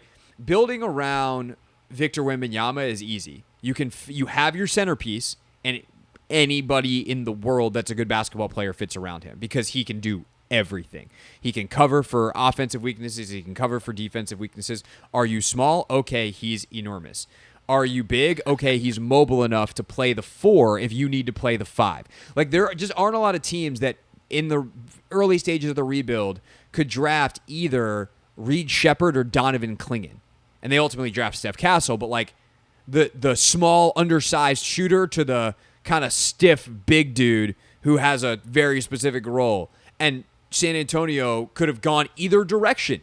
They chose to go Castle, who I also like, who has a great defensive skill set and isn't a great shooter, but it doesn't matter because Wemby shoots. And I think the challenge for the Wizards and why Sarr is a great pick is, unlike the Spurs, who could have picked anything and have Wemby cover for the weaknesses, the Wizards don't know who the centerpiece is yet. So they have to get the kind of players like Koulibaly, like Sarr, who can play with anybody, that are mobile, that are switchable, that have positional size. Like, positional size is never a negative. So they have all these things, and they have great movement skills, and so you can kind of move them around, whether it's a Cooper Flagg, an Ace Bailey, or whoever else they might wind up with in the 2025 draft. And then, as we'll talk about next, and you'll hear more from Will Dawkins next, and also take your calls at 301-230-0980, you'll hear more about how Bub Carrington and Keyshawn George fit into this as well. Don't forget, WNBA Champion Alysha Clark in studio at 6:30. It's the Hoffman Show, Tuck and Wiz with you here on the Team 980.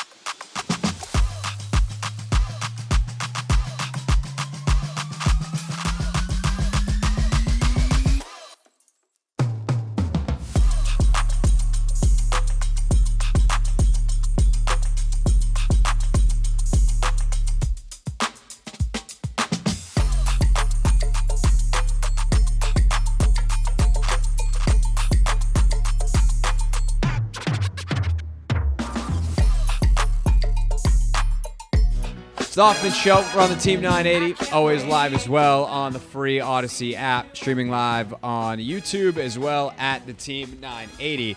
Anthony, what's been your favorite segment on the show today? Probably Croix. That's a good one. That's a good one. have to It's say probably your favorite segment because she let you back at Audi Field tomorrow. I'm trying to tell you, man. Whether you missed that interview with Croix Bethune of the Spirit or any of our draft analysis, talking about Bronny James, Clinton Yates was awesome on Bronny, 4:30. It's all on demand for you in the Hoffman Show podcast feed. All you got to do is search The Hoffman Show and look for my face. I'm so sorry that's the album cover. Look for my face in your favorite podcast app, Apple Podcasts, Spotify, et cetera, et cetera. Anthony, have you ever done the bit where you're listening back to a part of the show, like on your phone, and now Spotify or Apple will do like the album artwork in a big, giant whatever on your lock screen? Oh, yep. And then all of a sudden I'm like, that's me. That just happened to you? No, it's happened to me before, though. Oh, okay. There's other podcasts that I listen to that are worse because of what they do for album artwork. I'll just say like political podcasts, and depending on who's in the news that day, you look down at your phone, you're like, that's not my screensaver. That's not my lock screen. Yeah. Yikes, bro. But we don't need to go any deeper into that, especially today. What we do need to get deeper is into the Wizards draft. And beyond Alex Sarr, they take 2 kids out of the ACC, Bub Carrington out of Pitt and Kaishan George out of the University of Miami. George's path is fascinating. Grew up in Switzerland, or born in Switzerland, went to high school in France, ultimately winds up at the University of Miami, shoots it tremendously well, but not very effective otherwise, like not very productive. He just was a really good shooter. We'll get back to him in a second, but Bub Carrington in the order of operations goes first. Also a really interesting story. Was like 5'8", deep into high school, point guard. I had to figure out, hey, how do I get my shot off? How do I play? And then all of a sudden he hit a massive growth spurt, and the kid's 6'5", out there balling at Pitt. Really knows how to use his body well. I think the size he has is well used. And it's funny, I was talking actually with our old pal Danny Rouillet in the hallway yesterday. And he's like, you know those guys that just know how to get their shot? They just know how to wiggle around and find space? That's who he is. I'm like, yeah, that makes sense, because there was a time in his life that that's all he could do. And then he grew to be 6'5", and then he kept the skill set. And, well, that seems useful. But Will Dawkins, he ultimately holds the key as to why they drafted these guys. So if we could, please, Anthony Haney, Will Dawkins on why he was attracted to and ultimately drafted Bub Carrington. Bub, he's a great kid. We spent a really funny lunch just talking football, talking sports, talking life, and just really connecting to see if he can really handle coming back home, because that's not the same from everybody. I know Baltimore, D.C. area, like we are a proud culture here in D.C. in the DMV area about basketball, and he's obviously lived the life where he's seen this area blossom from his dad and his granddad, and has been a hooper his whole life. So when you have those conversations with someone that's like, DC, this is home, like I can handle that, would be great. You got to have those real conversations with everybody. So Bub's a good kid. He's a good worker, and he's excited to be here. I'm glad he was surprised, because he probably didn't know we had the pick at the time. We were moving up and a lot was going on. But he can play on the ball. He can play off the ball. I think he grew up playing off the ball more. You saw him at the very first game, the half of the season at Pitt. He was playing point guard. Just to add more offense, they moved him off the ball. He still was efficient. And once he was off the ball the last half of the season, last 15 games, he was probably shooting close to 40% towards the end of the season from 3. So he found ways to get people involved, but also learned how to play off the ball. And like we said, we want multiple decision makers. We want the game to be random within a system, to where you're making reads, anybody can drive the ball, anybody can make a decision. And we added 3 guys who can do that tonight. And 3 guys who also want to compete on the defensive end. So I think that's how Bub, but the other 2 fit in as well. Wow, that's a good sales job by Will Dawkins. It's almost like he knows what he's doing. I think what I appreciate about Will is the clarity in which he can explain this stuff, because you can't explain with that kind of clarity unless you have it. And I will also just quickly note, Anthony, in the long history of the Washington Commanders football team, etc., do you think that perhaps Goose Allen, back in the day, had any conversations with players from this area about whether or not they could handle returning home? I doubt it. Yeah. Do you think Ron Rivera had that conversation with, say, Chase Young in 2020? Or did he just be like, what a great story? The latter. Does feel that way, doesn't it? Yeah. Does feel that way, doesn't it? That's a really important conversation, because it's not for everybody, and the smart teams have it. We referenced this in the NFL draft with like Kingsley Suamataia, the tackle out of BYU, who ultimately winds up in Kansas City, which is not as close to Utah as you can get, but outside of the Denver Broncos basically is. Because this is a kid who went to, I believe it was Oregon State, and then had to transfer out because he was homesick. And so if you're the Washington Commanders and you're looking at him or Brandon Coleman and you've had a conversation and you don't think he can handle being away from home, it's a wasted pick. And so they clearly liked Bub Carrington for a lot of basketball reasons. But getting to know him and understanding will those basketball reasons translate to Washington, D.C. is vitally important when you're the basketball team in Washington, D.C. So hat tip to Will Dawkins. But I will also read probably too much into what he said there. We want a big guard who can play on or off the ball. Anthony, who would potentially pair really well as a big guard or with a big guard who can play on or off the ball?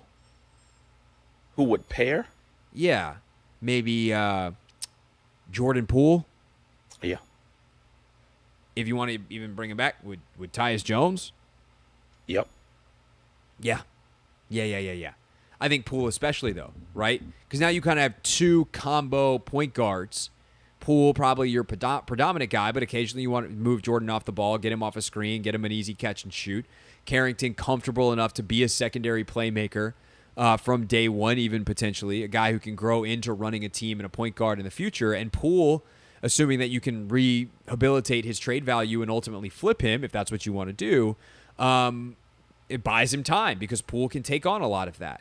And I think now, like, if you look at a lineup with Keyshawn George, and I'm not saying this is necessarily going to be their starters, but this five could certainly be on the floor at some point.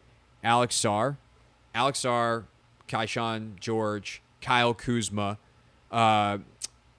Carrington, and Poole.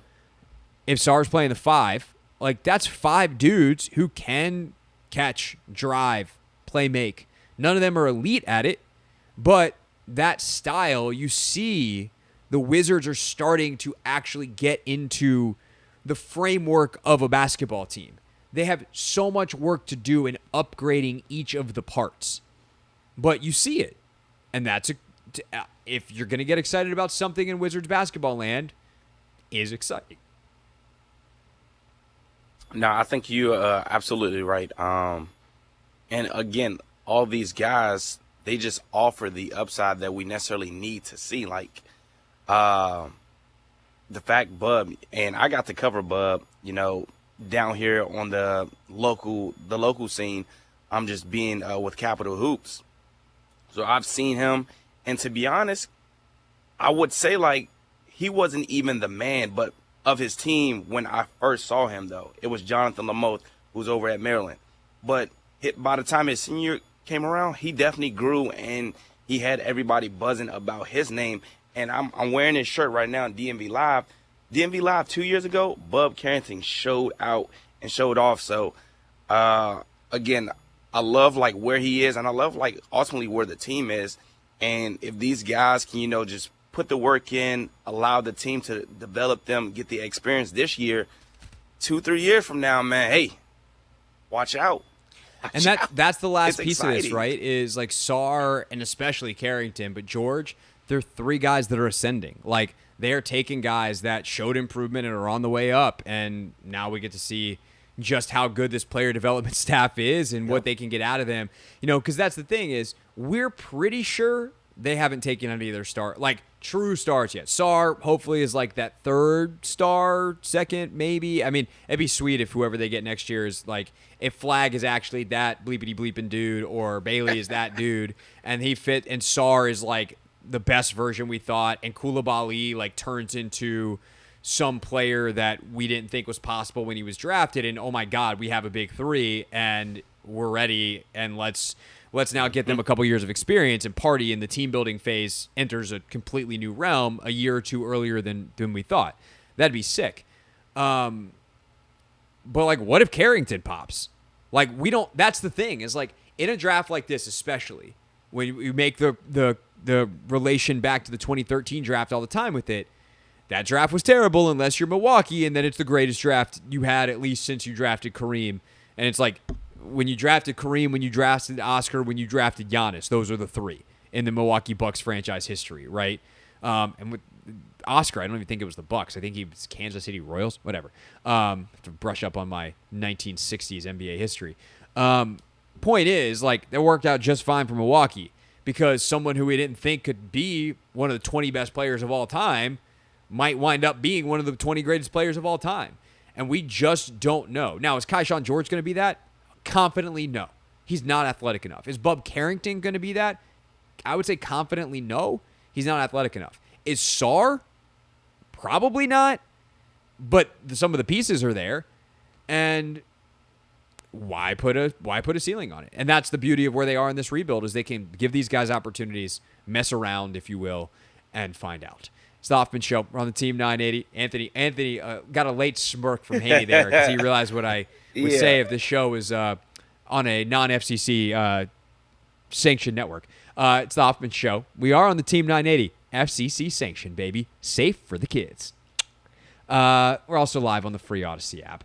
And when we get back, some final thoughts for the week. And then Alysha Clark will join us live in studio coming up actually to end the show at 6:45. Yes, three-time WNBA champion. We not only talk about her new YouTube show, the growth of the WNBA, all that kind of stuff, she'll also join us for Real Things, which should be a blast.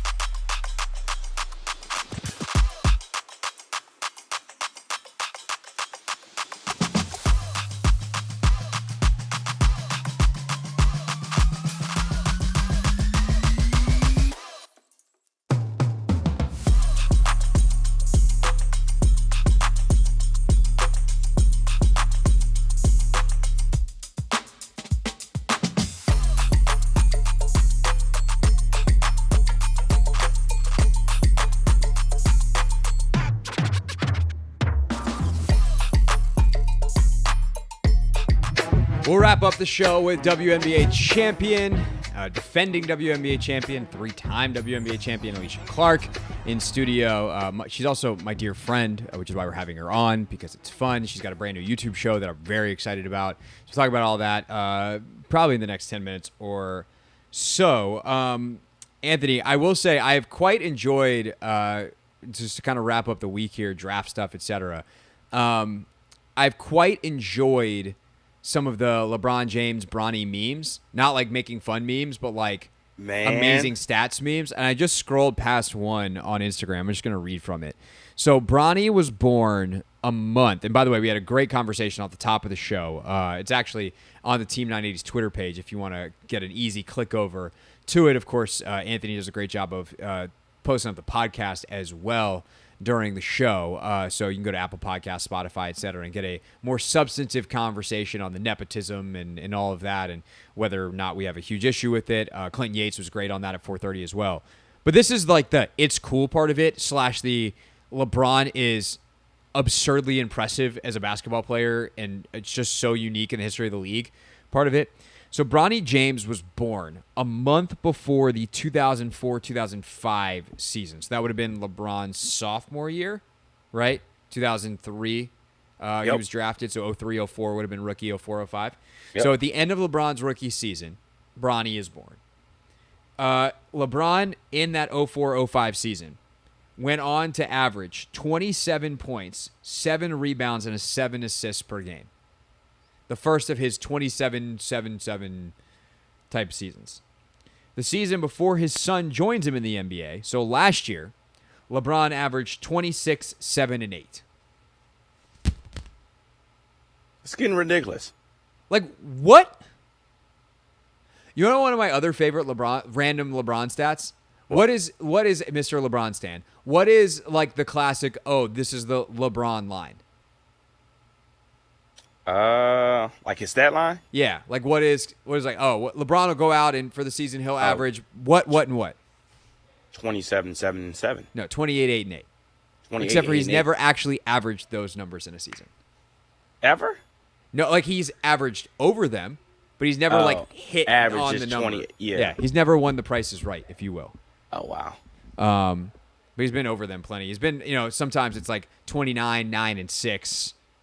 Etc. But he's never actually done the 28, 8, and 8. I thought I'd have to double check the stat. I didn't get a chance to do this. I might have actually been that he's never done that in any individual game. There's no way that's possible. No way. Now I want to check it. I just don't have the dexterity in the moment and the computers, and it would be terrible radio. But yeah, LeBron James still doing it at the age of 157. And his son is going to join him, and people are very mad. The short version of the nepotism thing is he's actually not in charge. And it is much more about the Lakers and the state of the Lakers and what they are willing to tolerate than it is anything in regards to LeBron and, because if LeBron was like, you must do this, what happens if he says no? Or if the Lakers say no? Okay, move on with your franchise. And if he wants to go play somewhere else that will allow him to step all over the franchise, then let him. That's what you do have to do as a grown-up franchise sometimes. But that's not what the Lakers do. They gave Kobe a farewell gift at the end of a contract that screwed them for the next 7 years. LeBron bailed them out, and now they're going to – at least this is better than what they did with Kobe in terms of that contract. Anthony, did you find the LeBron stat? Yes, so he's only had one game where he's actually had 28 points, 8 rebounds, okay, so what was the games? That's crazy. One game. He's like averaged that for his career, but he's only actually done it once. What stint in his career do you think he did this? So you're saying Cavs 1, Miami, Cavs 2, or Lakers? Yep. Miami? Did it in Miami. 2000. Oh, actually. You said MVP year, so that would have been 2012? Nope, not his MVP year, actually. 2013. Yep, November 27, 2013. That's what I was going to say. They were playing in Cleveland. Oh, well, there you go. Oh, my gosh. That's a wild stat. It is. That is a wild stat. All right, when we get back here on the Hoffman Show, we will wrap up. We will do real things, including we've never had someone sitting in during Real Things that's a teammate of one of the subjects of Real Things.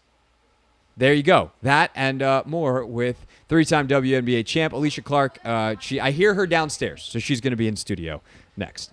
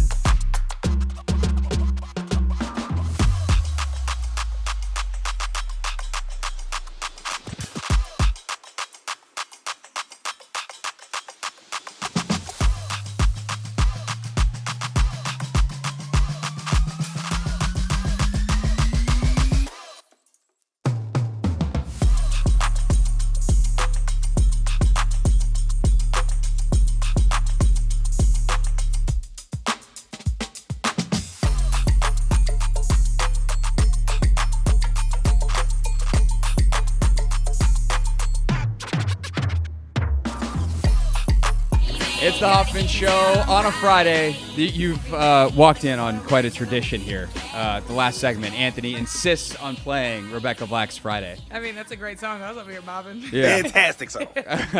Alysha Clark is in studio, my dear, dear friend, three-time WNBA champion, Aces and Mystics tomorrow. You can hear the game right here on the Team 980. Megan McPeak, Christy Winter-Scott, simulcast from Monumental Sports Network on the call. Your old friends. I know. Hey, y'all. You used to play here. You know the people. What's it like being back? Yeah. It's nice. I love DC. I was just telling my teammates, I was like, I really fell in love with the city. I really miss it because there's just so much to do here. I was like thinking about an off day. I'm like, oh, today, if it was an off day, I'd be able to walk down to the wharf or go over here by the memorial or just do something outdoors. Vegas is hot. You can't do anything outside. No, right now it is indoor season in Las Vegas. Yes, exactly. We visited you about this time last year. You did, and how was that? Very hot. We did so many fun things inside. There's so many great things you can do inside in July in Las Vegas, and zero you can do outside. So one of the wackiest bits we had was that Uber that we had that was like a Jeep Wrangler. And it's like, cool, we found the one Uber in Las Vegas that doesn't have air conditioning. Yeah, that sounds delightful. No. So y'all played the Sky last night. You got Mystics tomorrow. This has been an interesting year for you guys in so many ways. I'm curious though, because from the outside watching like your press conferences, Becky, how she's kind of handled it. This point last year, y'all had barely lost or had not lost a game. Mm-hmm. And this year, obviously, it's been a bit more around 500, battling through some injuries, getting Chelsea back. But it doesn't seem like anyone's remotely panicked or even like that flustered by it. Is that just a confidence, or is that just keeping composed at the podium in front of the press? And now I'm going to ask you to spill all your secrets. No, it's definitely a confidence because, this is the thing, all right? People forget that as teams win championships, every year is completely different. And so the things that worked 2 years ago didn't work last year. The things that worked last year aren't working or weren't working this year. So every year you have to figure out what works for that team, what works against opponents, because everyone gets smarter, everyone gets better, everybody gets more talents on their roster. And so, yeah, we're not panicked. I know the players that are in the locker room. I know we've been through it all together. And so when you've been able to do that, little storms like this don't shake you.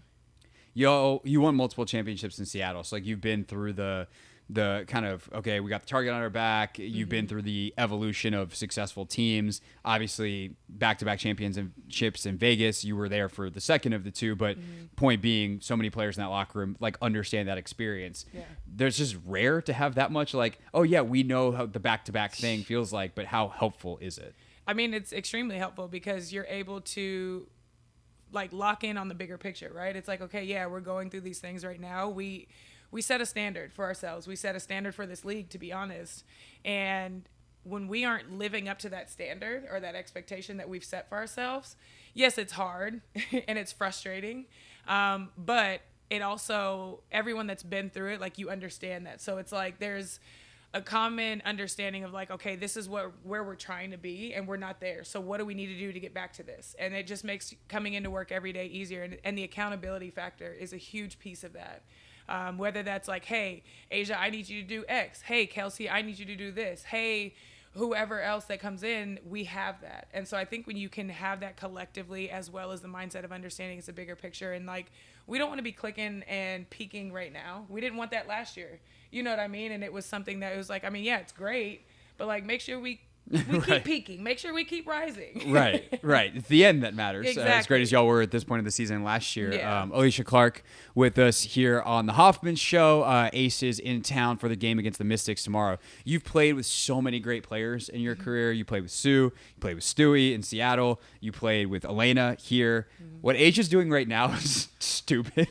Like, do you ever just watch, whether you're on the floor or on the bench? Imagine it probably would happen more on the bench because you actually can relax for a moment, even if you're into the game. But even sometimes on the floor, are you just like, okay, A1, like, okay, MVP, okay. Asia? Like, what? That's the question. What? Asia is disgusting. In the most beautiful way. Like, the stuff that she does, the way that she scores, the way that she impacts the game, even on the court, like, I watch her do something, and I'm like, ooh. And I'm like, I have to run back down on defense. And I'm like, ooh. But that's the thing about her is you would if she's walking down the street, if she's sitting in a room with you, you would never know that she's the player or the superstar that she is. And that's something that along, like, with all the amazing players that I've played with, that's the one piece, like the one commonality that they all share. As great as they are, you would never know. And that is, it's so fun to watch her, man. I'm just like, she's good. Yeah. Like, she's good. She, in practice, and you know me, I take my defense very, like, and yes. I scout, I know my personnel. She still even hit me with this freaking move. And I was like, good shot, Asia. Good shot. Like, okay, good shot. But, like, that's how freaking good she is. Even though you know what she wants to do or where her spots that she wants to get to, she still does it, and does it, like, in ways that you're just like, girl, what? When she came in to training camp this year and starts taking and hitting above the break threes, do you just laugh? Yeah, I was like, ooh, baby girl, the league is about to be upset and sick. I remember when she took one, the preseason game we went to, the one that y'all had down in Columbia, and I think she had one in that game, and I was just like, wait, she's shooting that shot now? Yeah, and wait till she starts shooting it at a clip that's like crazy high. Like, it's a wrap. Like, it's hard enough for teams to guard her now, but when that piece comes along and is as consistent as the rest of her game, sorry to the rest of y'all. Sorry to that woman. That's where you go, like, thank God I'm her teammate, and when I can no longer be her teammate, I'm going to retire. Amen. Alysha Clark with us here on the Hoffman Show. Again, Aces Mystics tomorrow right here on the Team 980. All right, I want to talk about off-seasoning. When you started to post about it. What is... So for those that are unfamiliar, off-seasoning is a new show that Alysha's been working on. You've had the concept in your head for a long time. I remember talking to you about it last year. And how, like, what's your elevator pitch of how you've ultimately, like, the version that you've created now that you've shot it and it is coming, like, what's the short version of what it actually became? Off-seasoning is a show that makes cooking accessible and relatable again. While also highlighting amazing people, amazing human beings doing really great things in the world. And when people come to watch it, I want you to walk away having learned something, whether that's in the kitchen or off, out of the kitchen with the guests that I have. And I want you to just feel good walking away from it. I feel like with everything going on in the world and with cooking shows, everything is so high pressure, high intensity. And it's like, no, cooking is relatable. Cooking is a time to spend with your loved ones and friends and family and people that don't get enough shine in the world. This is a way to highlight them and bring in and introduce people to that the fans and people watching may not know, and just spread more goodness in the world. Who were some of the people that you got the chance to talk to that you were like, I really want people out there to know this person? Either like, because some of them are like your friends that you know, and you're like, probably some of like, I want them to know this person like I know this person. And then there's others you're like, I want to get to know that person. Yeah. So who were some of the people that you were really excited to have on? My first 3 guests are amazing. Well, technically there's 4 because one episode was 2. Okay. That's math even I can do. But you're going to have to tune in to see who the guests are. Come on, there's been some in the teaser video. Can you at least tell us There about the was ones nobody in the teaser video, though. Oh, that's right. I got a special teaser video. Yeah. That's an inside thought that I realized was an inside thought. But I will say one, obviously one is my teammate and a stylist. One is a chef. Okay. That I fell in love with and was like, if I had a show, this is how I want it to feel. And the other one is an Emmy-nominated writer, producer, comedian. Okay. Still can't believe the chef and the comedian, even my team, I can't even believe they all said yes, but they did. And depending on which teammate, yeah. I can, and considering I think I know which one it is. Yeah. I can't believe she said yes either, but it's not because she's too big. It's just sometimes she doesn't return my texts right. at all. So I'm just impressed that I even got her to if you know the Aces, doesn't exactly narrow it down. Wild bunch y'all are. It's very successful, but yeah. But I will say you guys are in for a treat. It is like I cried watching the first episode. It was just so special to see this dream, this seed planted, come to life in the way that I wanted it to. Everything that I love about cooking and spending time with people I love and care about and sharing other people's goodness, that came through in the episode, and it just made my heart so happy. What is, like, food brings people together in so many ways because often to bring people together, you need a commonality. And if you are sharing a meal, you are inherently doing something together because you're eating together. There's also like the cultural side of food that you can learn something about a place because of the food. Yep.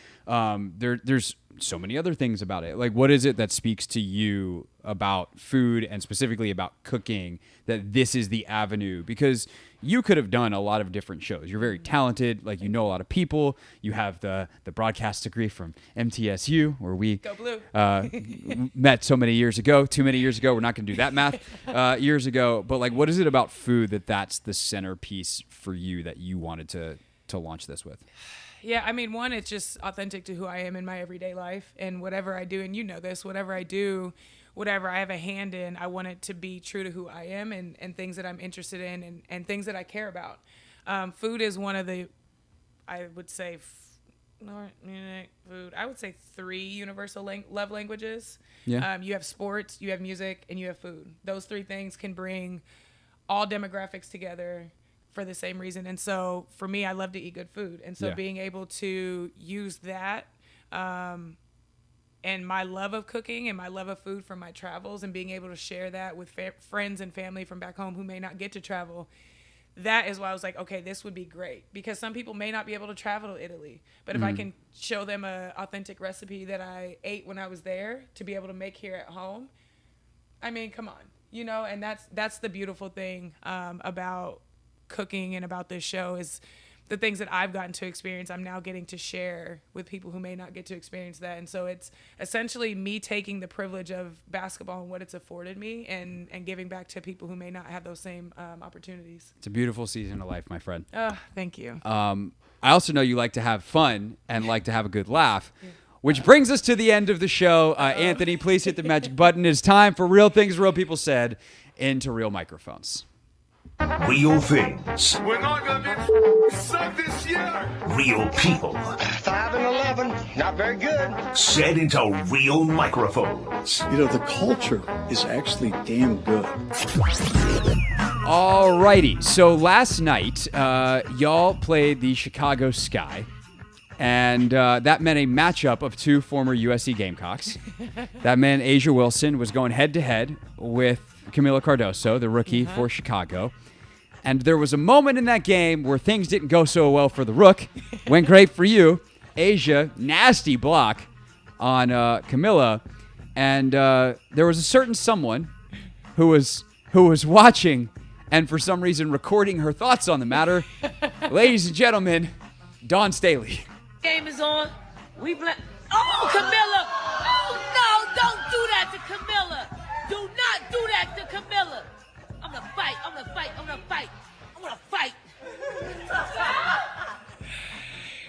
Oh, that's good. Oh, that's good. We were watching that on the bus. I was crying. What was Asia's reaction to seeing Dawn clearly rooting for Camilla? Yeah, come on, Dawn. What are we doing, Dawn? No, Asia just laughed. She was like crying, laughing at it. I mean, but that's the thing, right? Is Asia's literally probably done that to all the Gamecocks at this point. Like she's gotten Alysha, excuse me. She's gotten Zaya. She's now Camilla. Aaliyah. She's gotten Camilla. Yeah, she's gotten everybody. You know, I feel like it's, you know, when you're in college and you have that initiation phase, I feel like that's just her way of continuing the USC family tradition at the pro level. Welcome to the league, kids. That's our show. Alysha Clark off-seasoning coming soon. Make sure you're following her on Twitter, Instagram, etc. to know the release details on that. Thanks to Clinton Yates for joining us earlier. Have a great weekend, everybody. See ya on Monday. The